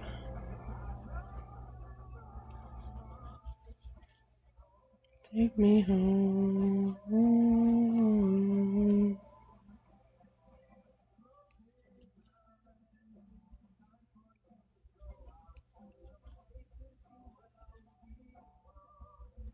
There's some more of that undyed wool. Thank you so much. Much, much love, much, much respect. To the exits, you have found a friend. Closing time. Another beginnings in. Oh shit, I went way too far. I know who I want to take me home. Fuck. Want to take me home, take me home. Alright. Yeah, I don't want it to be that. Okay. We're gonna go right about here. So now I'm gonna do my magic knot. My fisherman's knot. I think. Is that what I think that's what she said, isn't it? Alright, so to connect my new yarn to my old yarn, what they call a magic knot, fisherman's knot, I think, this is what we're going to do. We're going to take them and we're going to do them parallel. And we're going to do a knot around one of them.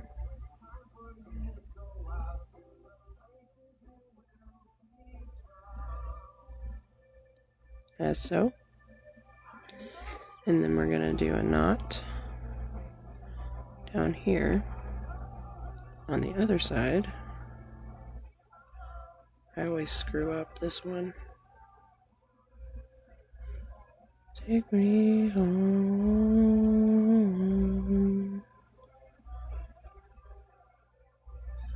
And there it is. 2 knots. Okay? We're going to pull them. Bam. And there it is. And then you... Literally, that is unbreakable. There's no way you're pulling that apart for any reason. That hurt. Ow. Yeah, that is why I love this knot instead of doing the loop on or crochet on method when you're adding new yarn, because you don't leave these ends.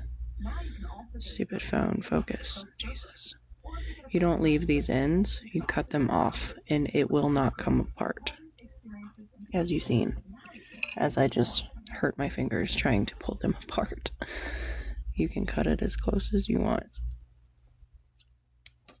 and that will not come apart. And now you have invisible with minor little bump there, but depending on your technique, you can make that pretty invisible.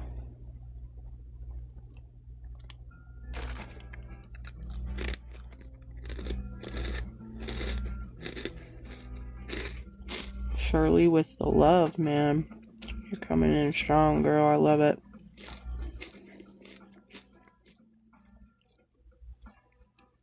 You're always my rock star. I don't know what I'd do without you, man.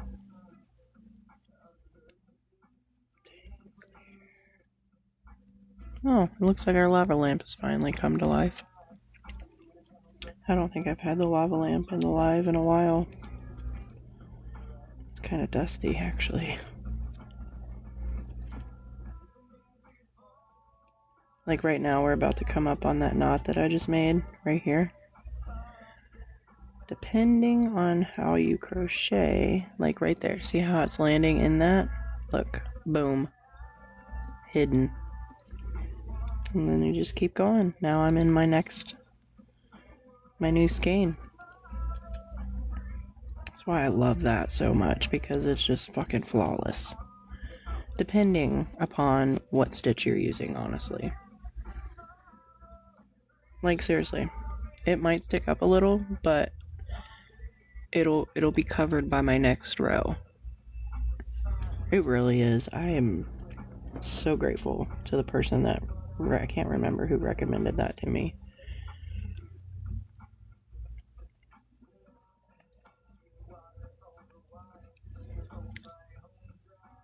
Well, thank you, Blanca.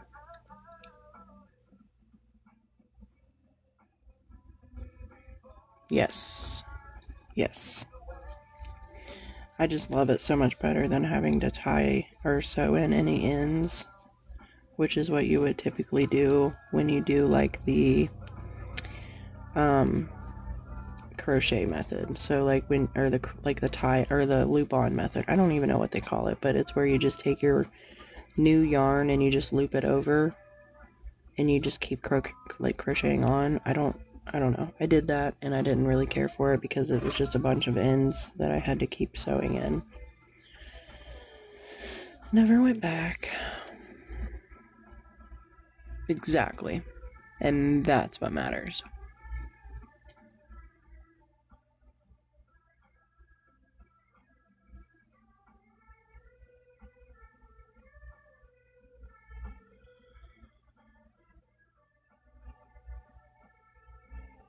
Oh, thanks for using my sticker. I just realized that was in there. I was like, what is that? And I was like, wait a second, I think I put that in there a long time ago. Thank you for reminding me that was there. Hey, what's up?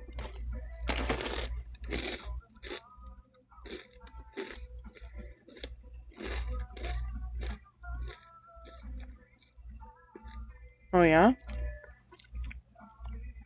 How's it going?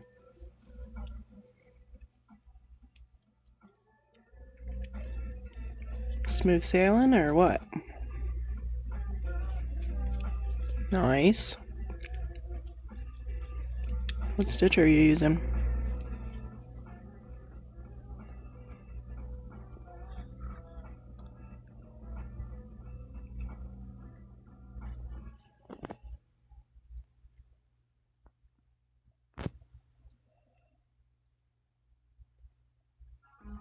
A gap?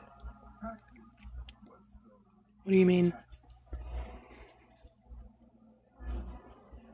Like a granny square?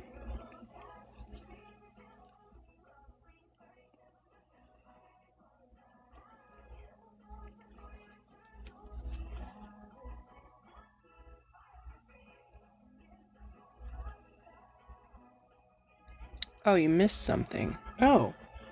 Do you know what kind of stitch you're using? Maybe I can help you out.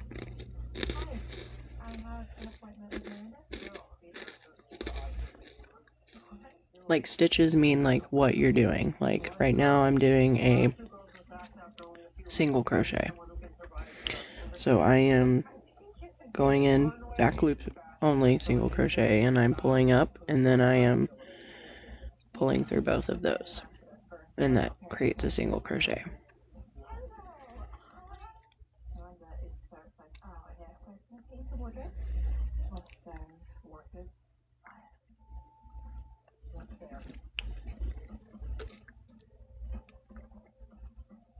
It's only 10 a.m.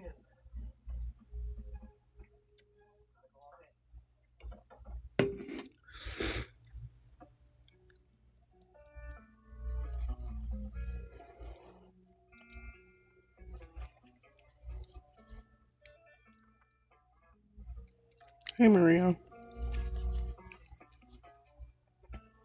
I could totally help you out if you could tell me what kind of stitch you're using to create your blanket. Maybe I can help you figure out where that gap came from. Oh, okay. Oh, I made a chain and went into the next loop. In loop again and pulled it in both loops, if that makes sense. Okay, so you made a chain, like one chain like this, one, and you went into the loop and you yarned over and you went into the loop again and okay, so went into the next, okay, so no, you went into the next loop. No, it didn't make sense, sweetie. Sorry. I know that the stupid comments doesn't let you put a bunch in, but there's really not that many people commenting, so you can make multiple comments if it makes it easier. Feel like I did that day. Take me all the way. I don't ever wanna feel. So take me to the place I love. Take me all the way. Yeah. Yeah.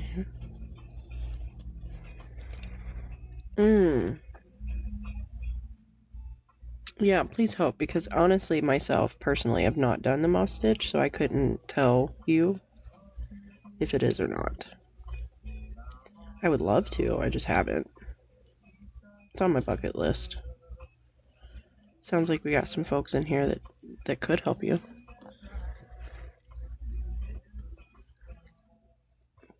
Are you reading from a written pattern, or are you like following a tutorial on YouTube or something?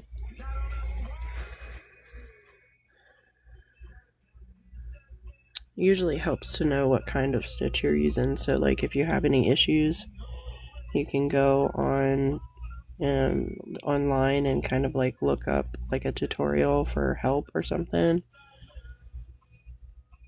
No, neither. I'm curious.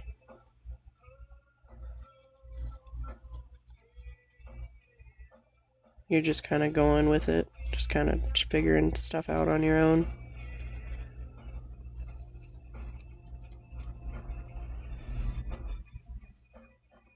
Gonna place alone.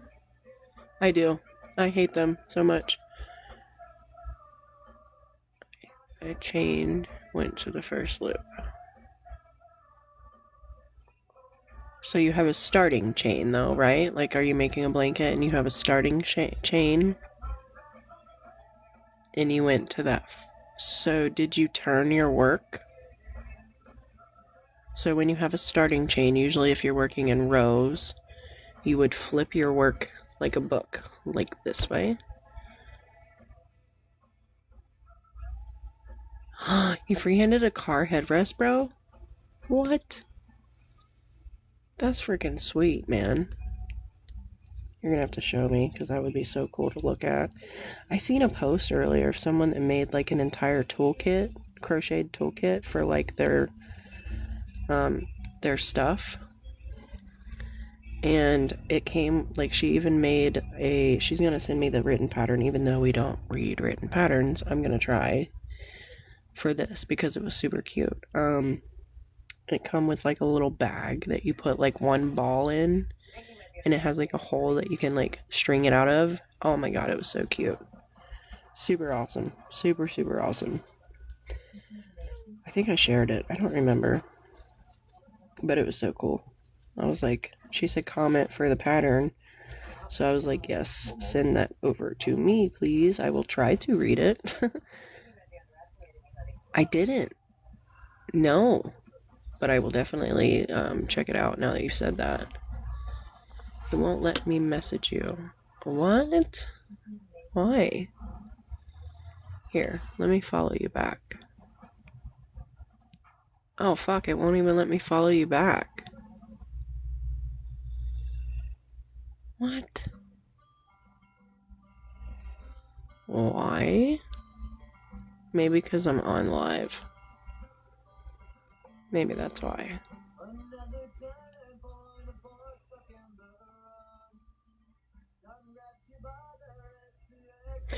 Oh, yeah. Okay. So, yeah, that's why, because I have to send you another one. Or I have to, like, and it won't let me follow you back on here for some stupid reason, even though anyone else it would let me do that with.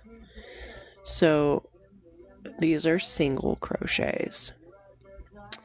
Like these right here, or are you talking about like this? So what I'm working on right now is this up here.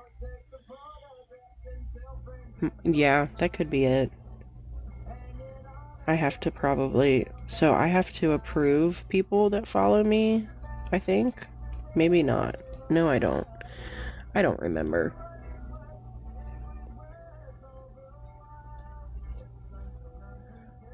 Oh, okay, so a double crochet. Got it. Okay, so a double would be you yarn over, you go in, you pull up a loop, and you're going to have 1, 2, and 3, right? You're going to yarn over again, okay? And you're going to pull through these first 2, right? And you're going to have this little doodad, okay? And you're going to have 2 on your hook. You're going to yarn over again, and you're going to pull through that last 2. And what that does is creates a nice kind of medium-sized stitch. As you can see, compared to my single crochet here, it's much taller. That is a double, this is a single. Does that look like about what you're trying to do? Okay, so maybe you're doing a half double crochet.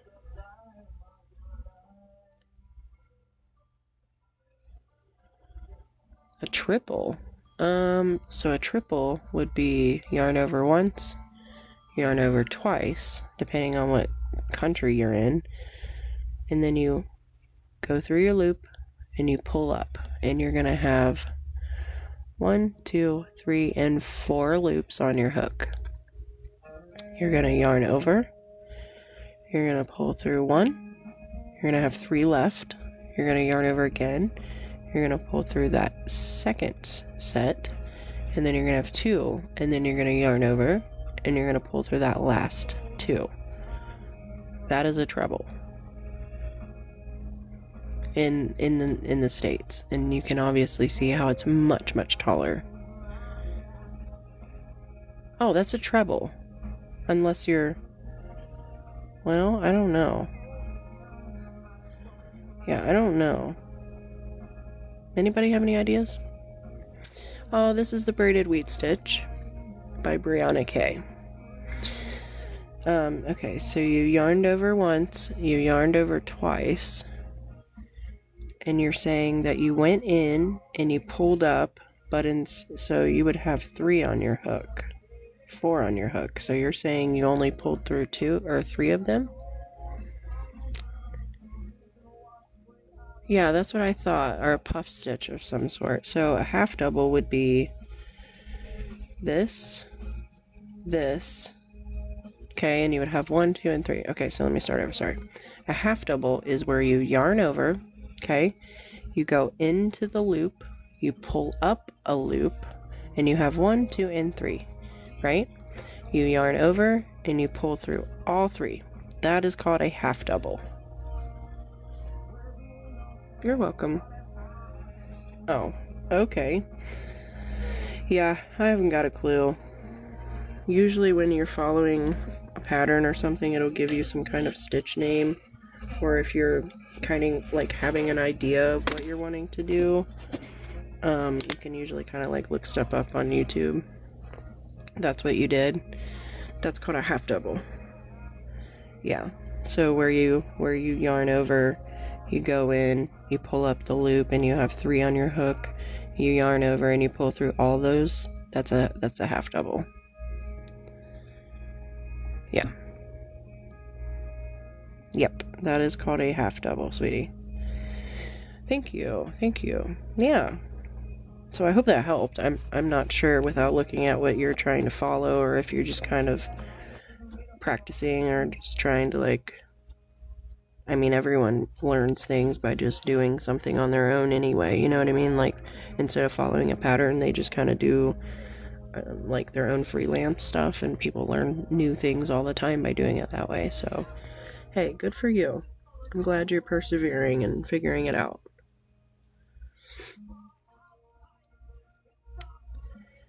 Okay, so but what I'm doing here is I'm only going in this back loop.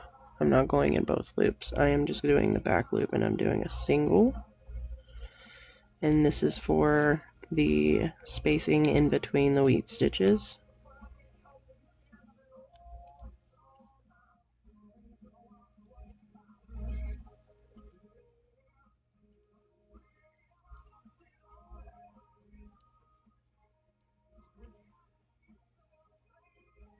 Thank you so much, Shirley. What is a good way of doing a blanket? Oh boy, there's just so many. If you're a beginner, I highly recommend a granny square or corner to corner. Yes. They're just so repetitive. It's just so easy to follow, and a granny square kind of looks like, well, it doesn't kind of. It looks like this. It looks complicated, but it's not. It's very easy to do. Like, or like they said, a corner to corner, which would be starting in a corner, making step, and then going corner to corner this way. But in my experience, the granny square was the most easiest for me as a beginner when I restarted crocheting, because you literally just work corner around and around and around and around and around, and it's the same thing every time, and it's just a double crochet all the way around. Oh yeah, there's tons. I would highly recommend Wheeler 8 Acres. She is fantastic, and it's WHEELERS. Wheeler, no S at the end. Wheeler and then the number 8 Acres. She is amazing, and her voice is so soothing. So soothing. I don't know if anyone else follows her, but I absolutely love watching her.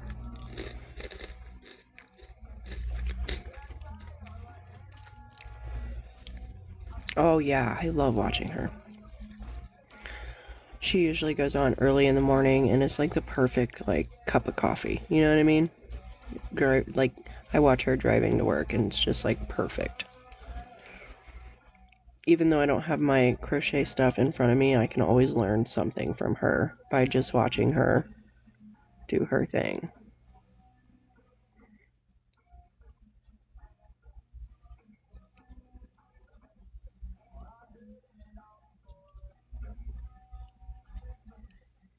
Oh, I do too.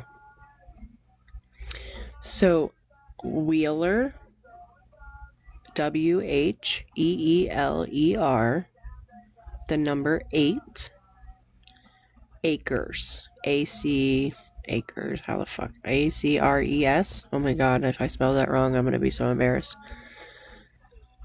I swear, me too, my nose is all stuffed up still. I heard there is markets that you can bring stuff. Yeah, depending on your area. I have you. So that's not true.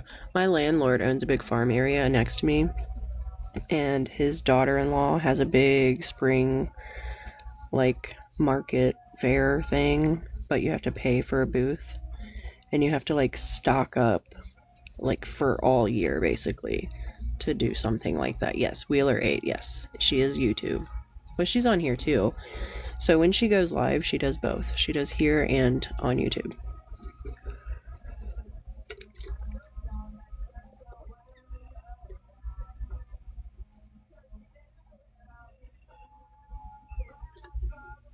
And I love her lives.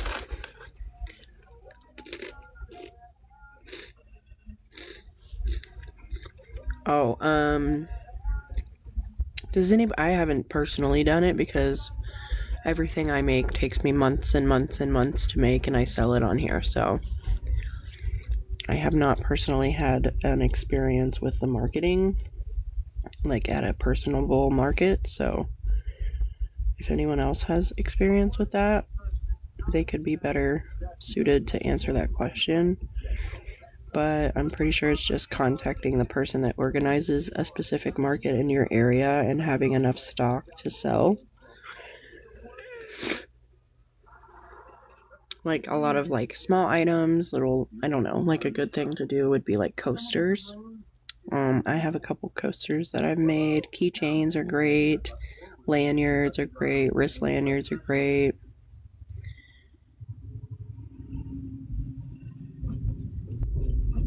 So I don't really give prices out on live, just for my own personal reasons, because everything is custom made, so it differs. Everything differs depending on material, depending on time, depending on stitch, depending on everything.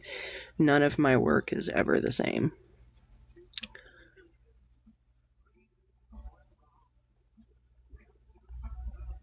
And I don't like to put things out there to set a bar, you know what I mean? And that's just me. I know a lot of people are the same way, but like some people I see on here that can mass produce, and I'm not one of those people that can mass produce.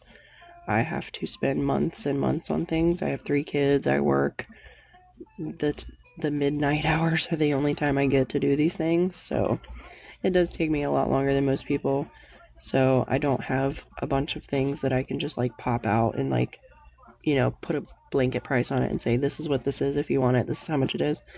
So like this, I've already got 2.5 months on this, and that's not hours. That's just like because of how long it takes me. You know what I mean?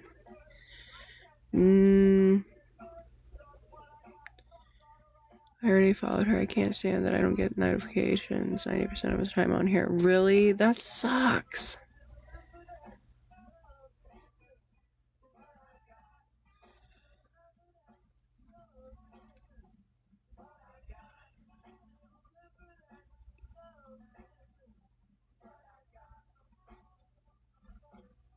That makes sense. Yeah, that would be a good thing to do too. That's not really, I mean, yeah, the skeins were,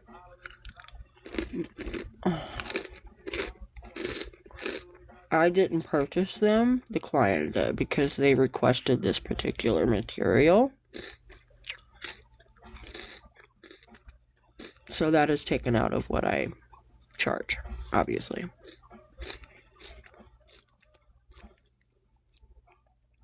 But yeah, for how massive this blanket is, this particular blanket is a different story because there was some issues during the beginning. We came to an agreement, so this is a whole different thing. But yeah, I won't get into that because I don't want to put anybody's business out there. But custom made blankets are something that no one can recreate by a machine, and I just want everyone to like that. And if you crochet, you know what I mean, you know, like you spend so much time making something.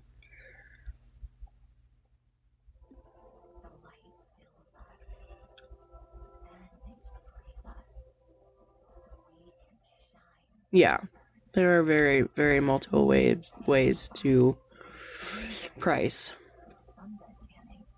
Yeah. So I would just like do some research. Don't underprice yourself, and if somebody doesn't like the price, they don't have to buy it. Somebody will. Crocheting is something that a machine cannot reproduce. And that's not to demean any other form of art. That is just fact. any fiber art is handmade. Knitting, crocheting, sewing. It doesn't matter if a machine can reproduce it or not. It is made by hand. And that has to be appreciated. And if the person that, first of all, if it is a custom made art, that in itself is custom made. Like, exactly. And it just comes back to like having your worth, you know, like what is your time worth? Exactly. And I mean, it takes time away from my night. Not that it's not something I think people take that as me saying I don't enjoy what I do. It's not what I mean. It's like a context thing. Like it's taking time to make something. Not taking time like, oh my God, I have to do this. No, it's like I'm taking my time to create art for you. And that time is what I'm offering. Basically, I'm offering you my time and my art, right?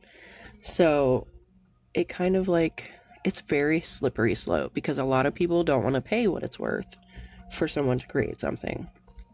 And then some people are totally like, my last experience was amazing. They were just like totally grateful, totally appreciative, and I couldn't have asked for a better experience.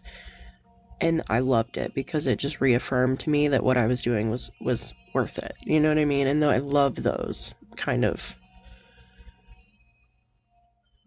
I don't, but this past Christmas I did. I spent 2.5 weeks making gifts for financial reasons.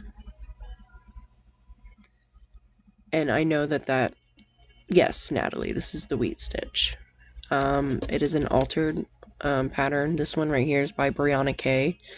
And then I altered it for my own pattern, my own reasons here.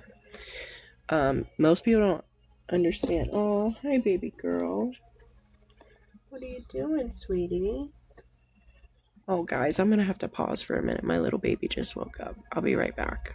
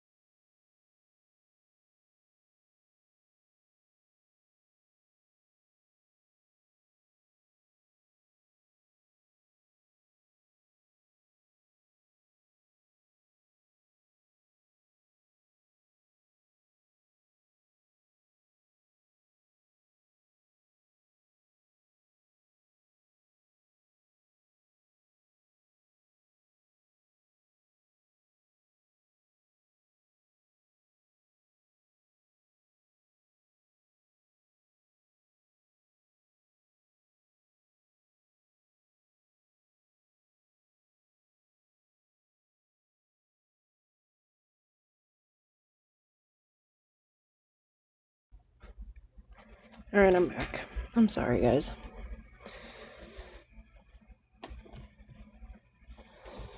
This is my 2-year-old. She needed a butt change. I'm sorry. There's no way I'd part way with a handmade gift like an Afghan. I actually made my daughter's best friend a giant granny square blanket for her 5th birthday. And her mom said she has been sleeping with it every day for like months now. So, I missed a bunch of stuff. Let's see. It's so hard to get my best friend a blanket I spent months on, but she appreciated it so much. It is tough. It is. But that's why I make small things. That's what I was trying to say before I had to step out. I make like wrist lanyards out of the heart stitch. There's a really great pattern, or a great, God, I keep saying pattern. A really great tutorial on my crochet list on YouTube for that. It takes like maybe 30 minutes to make. I make these AirPod cases. This is just the front of it. I haven't made the second part, but you make 2 panels and you crochet them together, and it comes with like, here's the front, and the other side has like just literally a single crochet little piece, and it goes in here and it goes through the middle. It took me like maybe an hour to make, and I made one for my sister for Christmas. I made my grandma a pillow, which is just a granny square out of like big chunky Chanel yarn, and then I put a pillow insert from Hobby Lobby in it, and you just make 2 sides and you crochet them together. That took me maybe, I don't know, like 3 hours to make, but it was all stuff that I didn't have to pay money. It was stuff I had laying around. Do you see what I mean? Like, I didn't have to pay money for Christmas gifts because like shit was rough this year, but that's what I'm saying. Thank you, Blanca. Yeah, me too. Me too. I'm about to head out here in a few. I thank you guys for hanging out with me tonight, though. Everybody's been so amazing, and I've loved all the conversations we've had tonight. Thanks for that follow. I really do need to start making some tutorials. I just haven't felt the confidence in myself to do it yet, so that's why I haven't done it. But I do think that it's possible. I just need to work on my verbiage and my timing a little bit. I feel like I don't explain things very well unless I'm actually doing it in the moment.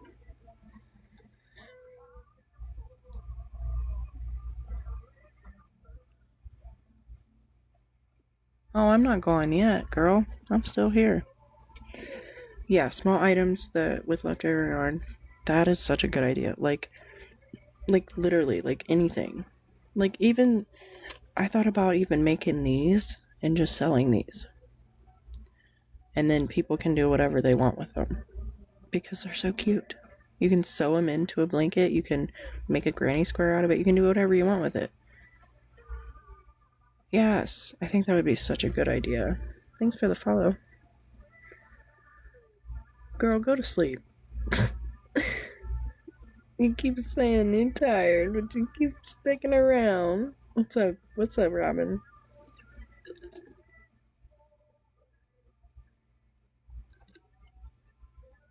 Someone had said it while I was making that blanket back then, that I should, Brittany. She was like, why don't you just make those and sell those? Because people can do whatever they want with them. And I was like, you got a point.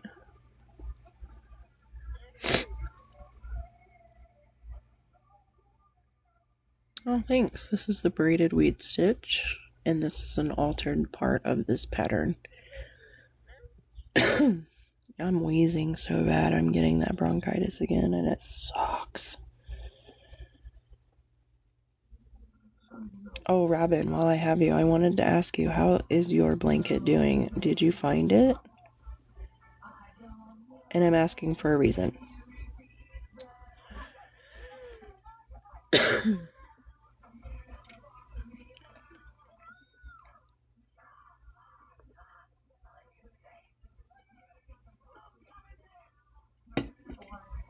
And the color is wool. This is 100% wool. And it's the colors here. This is where I got it. But yeah. This is, so what I'm doing right now are just back loop onlys, single crochet, and it just creates the distinction between each wheat stitch. You don't know? Okay. I was just wondering. So I wanted to show you something. I haven't seen you in a while.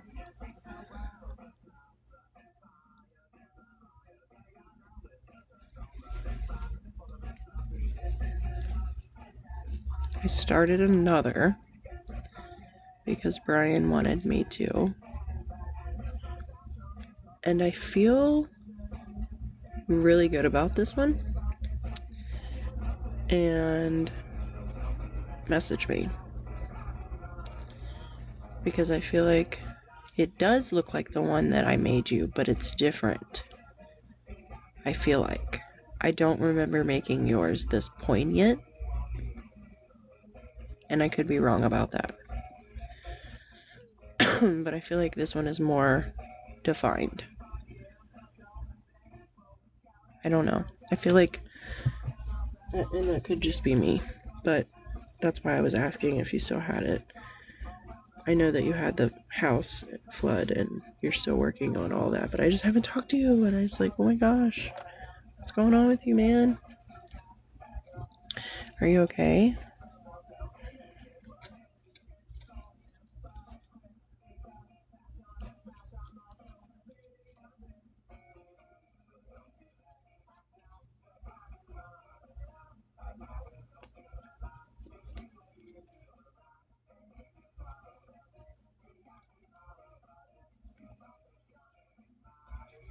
I forgot to turn the heat on, and I just went in there to tuck her back in bed, and I looked at the thermostat, and it's like freaking 65 in the house somehow. I was like, what the hell? Gotta turn that heat on.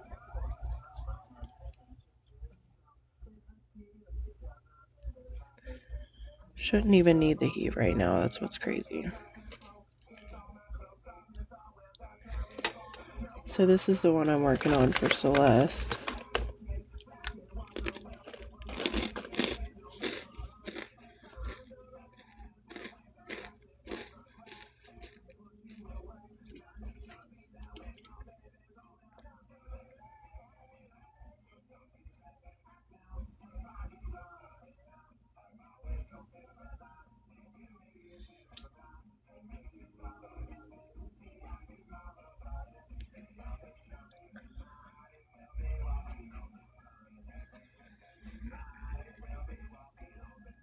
Oh my god, is it really?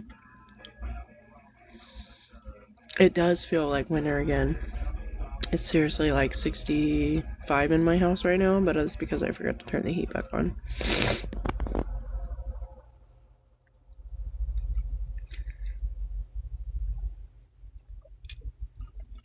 I mean, how are you though? Are you okay? How's things going? Or you can just message me. I've tried not to send you too much stuff here lately because I was like, I don't know, am I pissing her off? I feel like I'm pissing her off. I just wasn't sure if everything was panning out with what we were talking about with the house and the remodel and stuff. So I didn't want to bug you.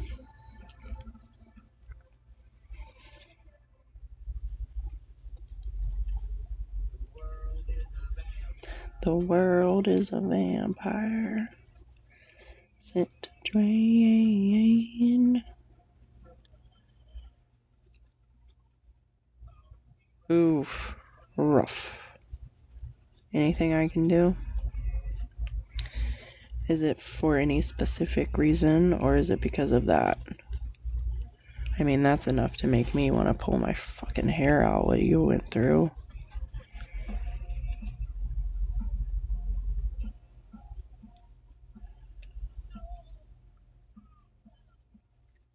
So did you... I'm sorry.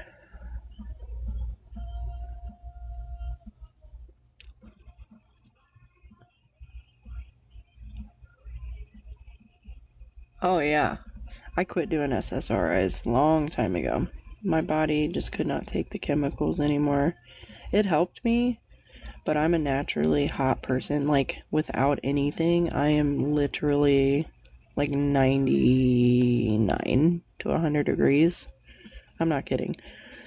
When I was growing up, I lived with my grandma, and older people needed warmer in the house, so I would be pouring sweat. They had to put a note on the air conditioner unit. It's one of them old slidey ones. Do not touch air, because I would have to swing that sucker down because I would get so fucking hot. Oh god. Well, don't stop taking them if it works for you. Don't ever take advice from anyone on TikTok. Me personally, I couldn't take them anymore. Because it was just fucking with me too badly. I felt like I was in an acid trip all the time. So I quit taking the shit, but I feel like my husband really needs to go and see somebody because he has got so many issues that he's just like bottling down. And I'm like, listen, bro, shit's not cool. I just went to therapy and I started figuring my shit out. I took meds for a while, and I'm not saying that I'm better, but I just, like, I tried so many different medications and it wasn't helping me. I feel like it was just kind of irritating me more. And that's the crazy thing with SSRIs. It's like a cocktail. Like, you have to find the right thing that works for you. And it was becoming a chore. Like, it was just not helping because I was constantly in, like, disarray and nothing was helping me. And it was just making things worse, or it was making things numb, and I was just over it.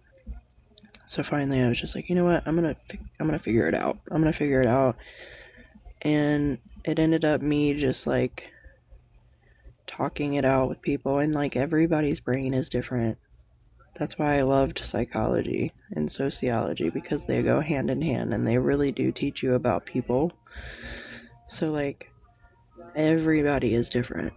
No one person is the same mentally. And I find that very, very, very fascinating.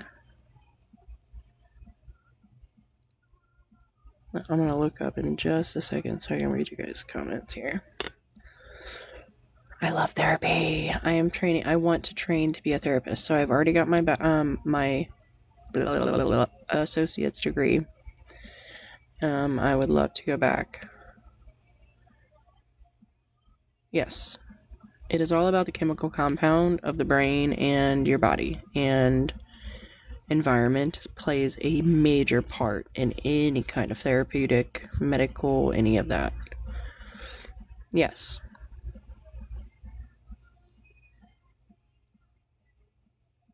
Oh, really? Wow. Literally, a rage room would probably be the greatest thing for me right now. That, or like a baseball bat and some glass windows in my backyard. I'd be cool with that. Or a couple pictures of someone. A couple people and a baseball bat taped to some windows. I could do that. That would help me right now.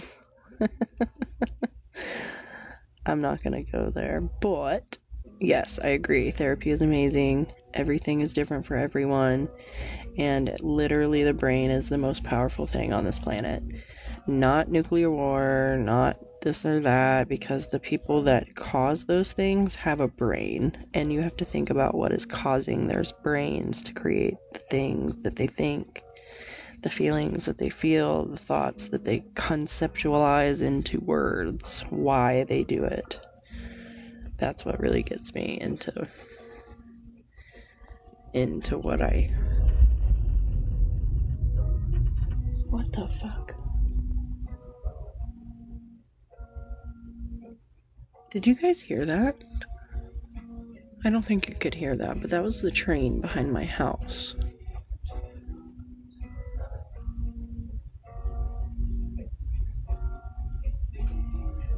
I think.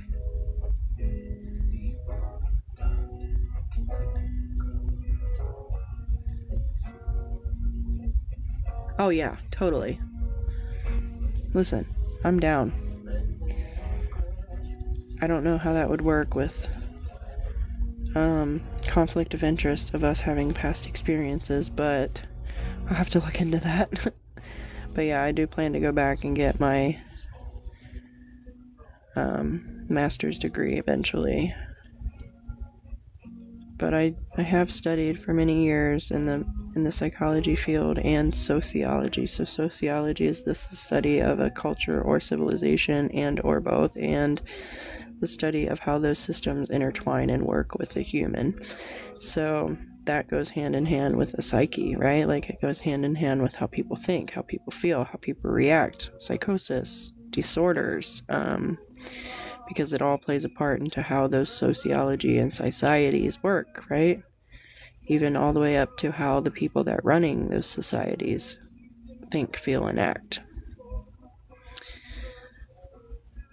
You do. I would love to. I would. It's just a lot of time and a lot of work, and with everything going on right now, I'm just kind of nervous. I don't want to get... So, my college was under my FAFSA, mostly paid for, basically, and I'm kind of, like, so they have deemed within the last year the sociology and psychology fields, most of them, as unprofessional, meaning whatever that means. I don't even know. I was too raged to actually look into what the docket or what the order said, but that's what they came out with last year. So I was kind of nervous to even go back to school for it because I wasn't sure what it would do for me professionally. So I just got my degree and I stopped going to school for the last year and a half. But I really want to go back because I miss school. That sounds super nerdy of me, I know, but I really do miss school.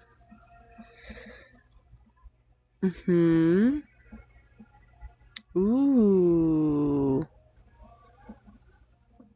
What? Okay, remind me. EDMR. That is the immersive experience. Is that what that is?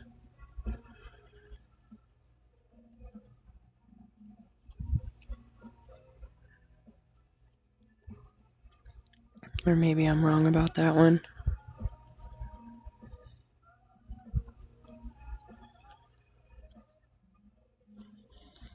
Maybe I'm thinking of something else.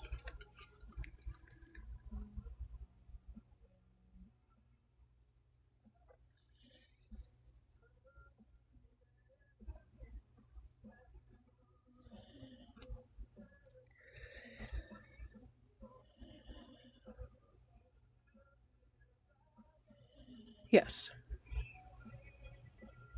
I've heard of that. So I had to read up on that on a couple studies a couple years ago, maybe 2 years ago, for a paper that I was writing. I only read one study because it was kind of like very uncharted at the time that I was reading it. How's that working for you?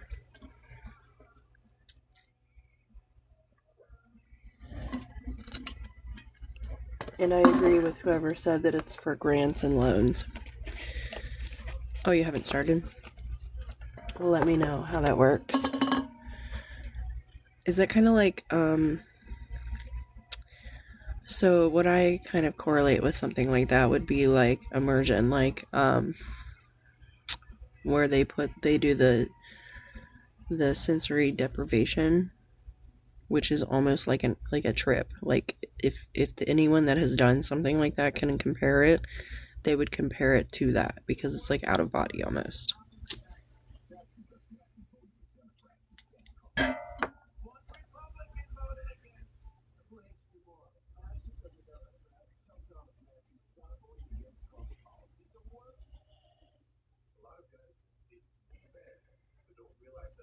Yeah.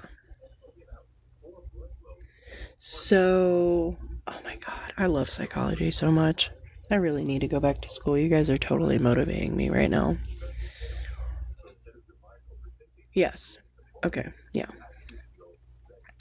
So, you do know, and I don't know how many of you guys in here right now are kind of like swim along the same seas as I do, but in my younger days, I did experiment with psychedelics, right? And they have been researching that since we know of since the 60s, right? Publicly. But now they're bringing it back for PTSD, and they're studying it in real time, legally above ground this time. And they're making it like case studies, central case studies, to where they're trying to cure PTSD with these micro doses of things. And it is so promising. Like, these people that are doing these things are like coming out saying that it has helped them extremely, obviously with guided, and you know, you're not alone, you're doing it with therapy, you're doing it, yada yada yada. Yes, I would look into it. Highly recommend you look into that. I wouldn't recommend the thing, obviously. I would just recommend you look into that area of study, because that's what I like to do. I like to learn new things, and I like to look into that kind of stuff. Yeah, it's been going on for, I don't know, 4 years now. They've really been delving into that area, and especially with people that have extreme PTSD, they've shown a significant improvement in positive, kind of like what you're saying, where taking something bad and neutralizing it instead of focusing on that negativity where it triggers you into an impulsive action.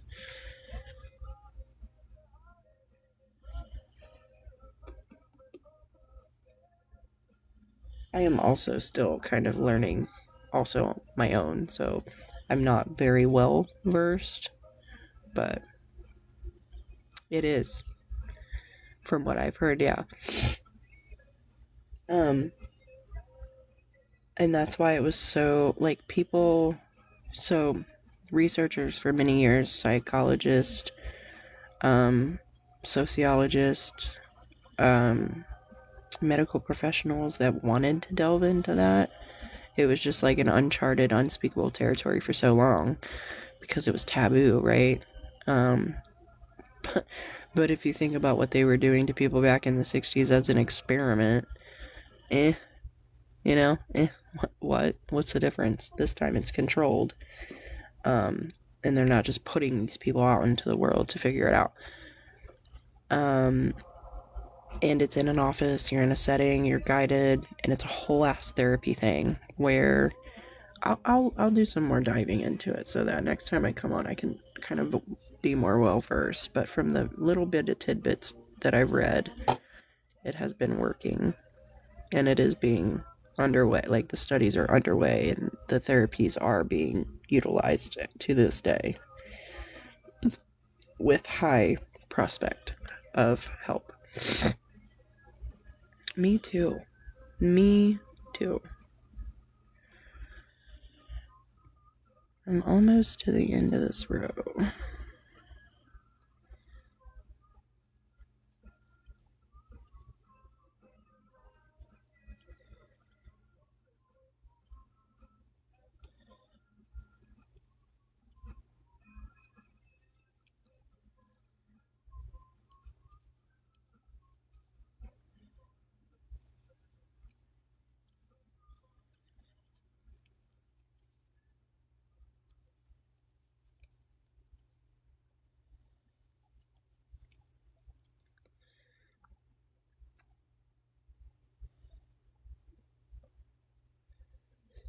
Thank you so much, Kiki, for being here.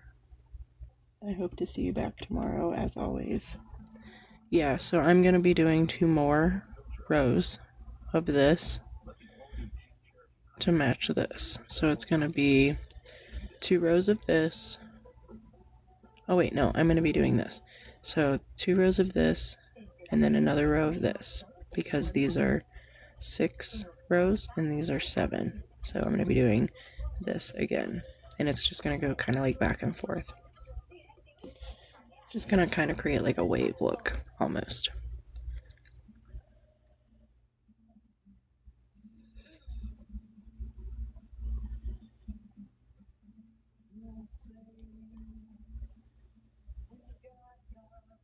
Originally, I had started with just the 2-row repeat, which is, it's very small intervals in between because it's just 2 rows of back loop singles, and they concentrate very small because it's just back loop, so it just concentrates. So the client was like, oh, I want bigger in between. So I was like, okay, that's totally doable. We can do it. What I'll do is we'll just, instead of frogging, which if you frog wool, it sheds a lot and it just makes it very dense. So I didn't want to, there's like almost 20 something rows of this. I didn't want to frog all of that. So thanks for the repost, Chimichanga Mama. What I'm going to do is create an inner border, because this was the original border. So this is going to be like an outer inner border, and then the blanket is so wide that it will flow pretty well.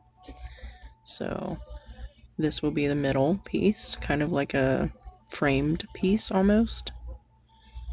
So the farther along that I get, the more that I like it, honestly. And then what I'm doing is to kind of, you know, make it very unique. I've done 6 rows, 6 rows. I'm going to do 7 rows, 7 rows, 6 rows, 6 rows, 7 rows, 7 rows, as you can see, and so on. And I'm going to end on this 6 row, 2 rows, 2 of 6 rows. Yeah, I'm hoping. I'm hoping, I really am, because yeah.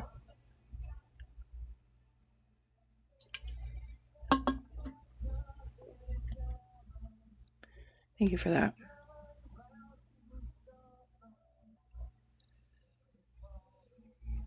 Yeah, the farther along that I get, the more that I dig it, honestly. Thank you, Robin.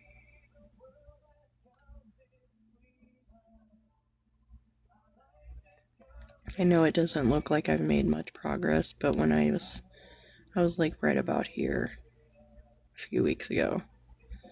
And I only do this during my lives at night because that's the only time I have. So I didn't need that anyway. I'm done with this part.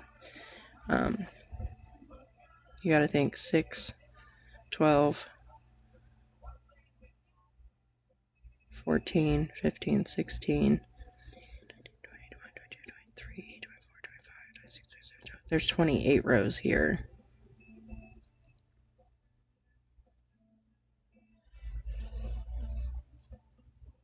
And it takes me about an hour just to get through one row, like long ways.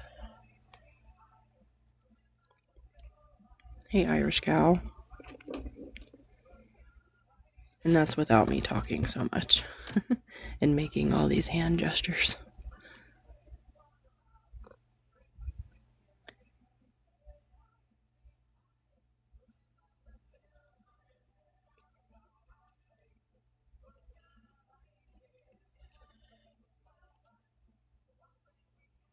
It's really rewarding to see progress. No matter the time, no matter the stitching, I really enjoy watching something come together. That's why I do this, man. That's why I started doing this again.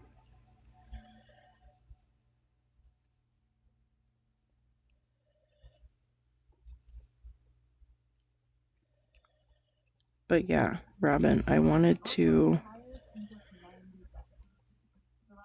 talk to you about the blanket because the one I'm doing right now, in my personal honest opinion, and this is just out of very sheer, very responsible honesty, I think it is much better, and I want to kind of make up for that because you kind of got the first one. So, yeah. On me, you know? I would like to do one for you because it was not nearly as uniform as I would have liked it to be. The one I'm doing in your stitch is much better. I've learned how to do it a little better. And if you've lost yours, if it's a loss, I would feel terrible. And I would like to make up for that.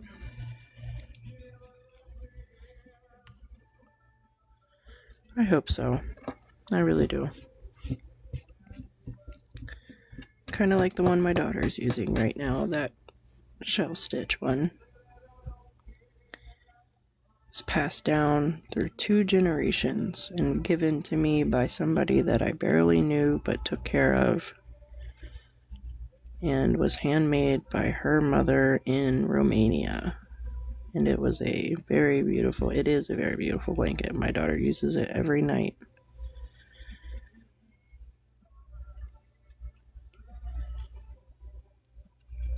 So yeah, these things can definitely be passed on, and would absolutely love that. I bought these little tags that you kind of sew into the ends of your artwork. I sewed one in, I've only used one of them because I sewed one into, no, that's a lie, I've used 2. I sewed one into the granny square one that I did, and then I sewed one into the AirPod case that I made for my sister, and then I put the date on it. It's like a little leather piece that you sew on wherever. I think those would be cute.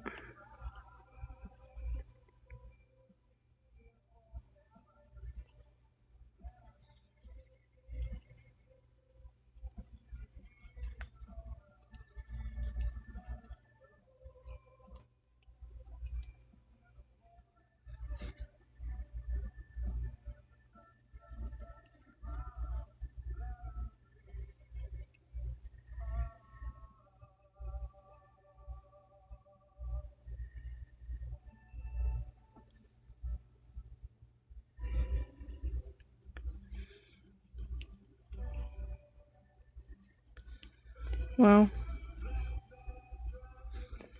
you just get with me and let me know. I've been saying it for a couple days now that I was thinking about it. Just like reissuing it, basically. Just in case. I don't know. That's my weird brain working.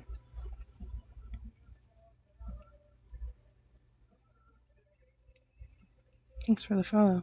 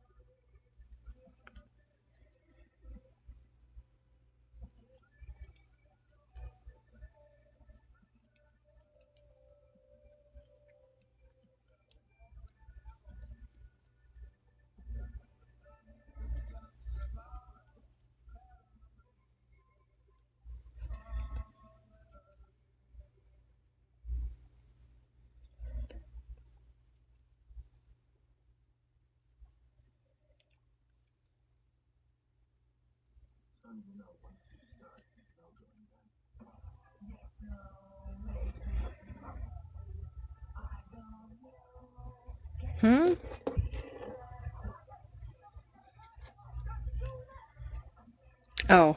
I was like, wait, what? Hold on. That makes sense. So are you using that as like a vacay or like a Airbnb?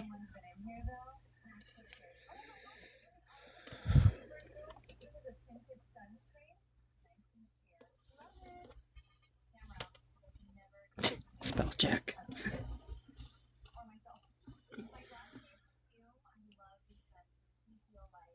It is 3 a.m. guys.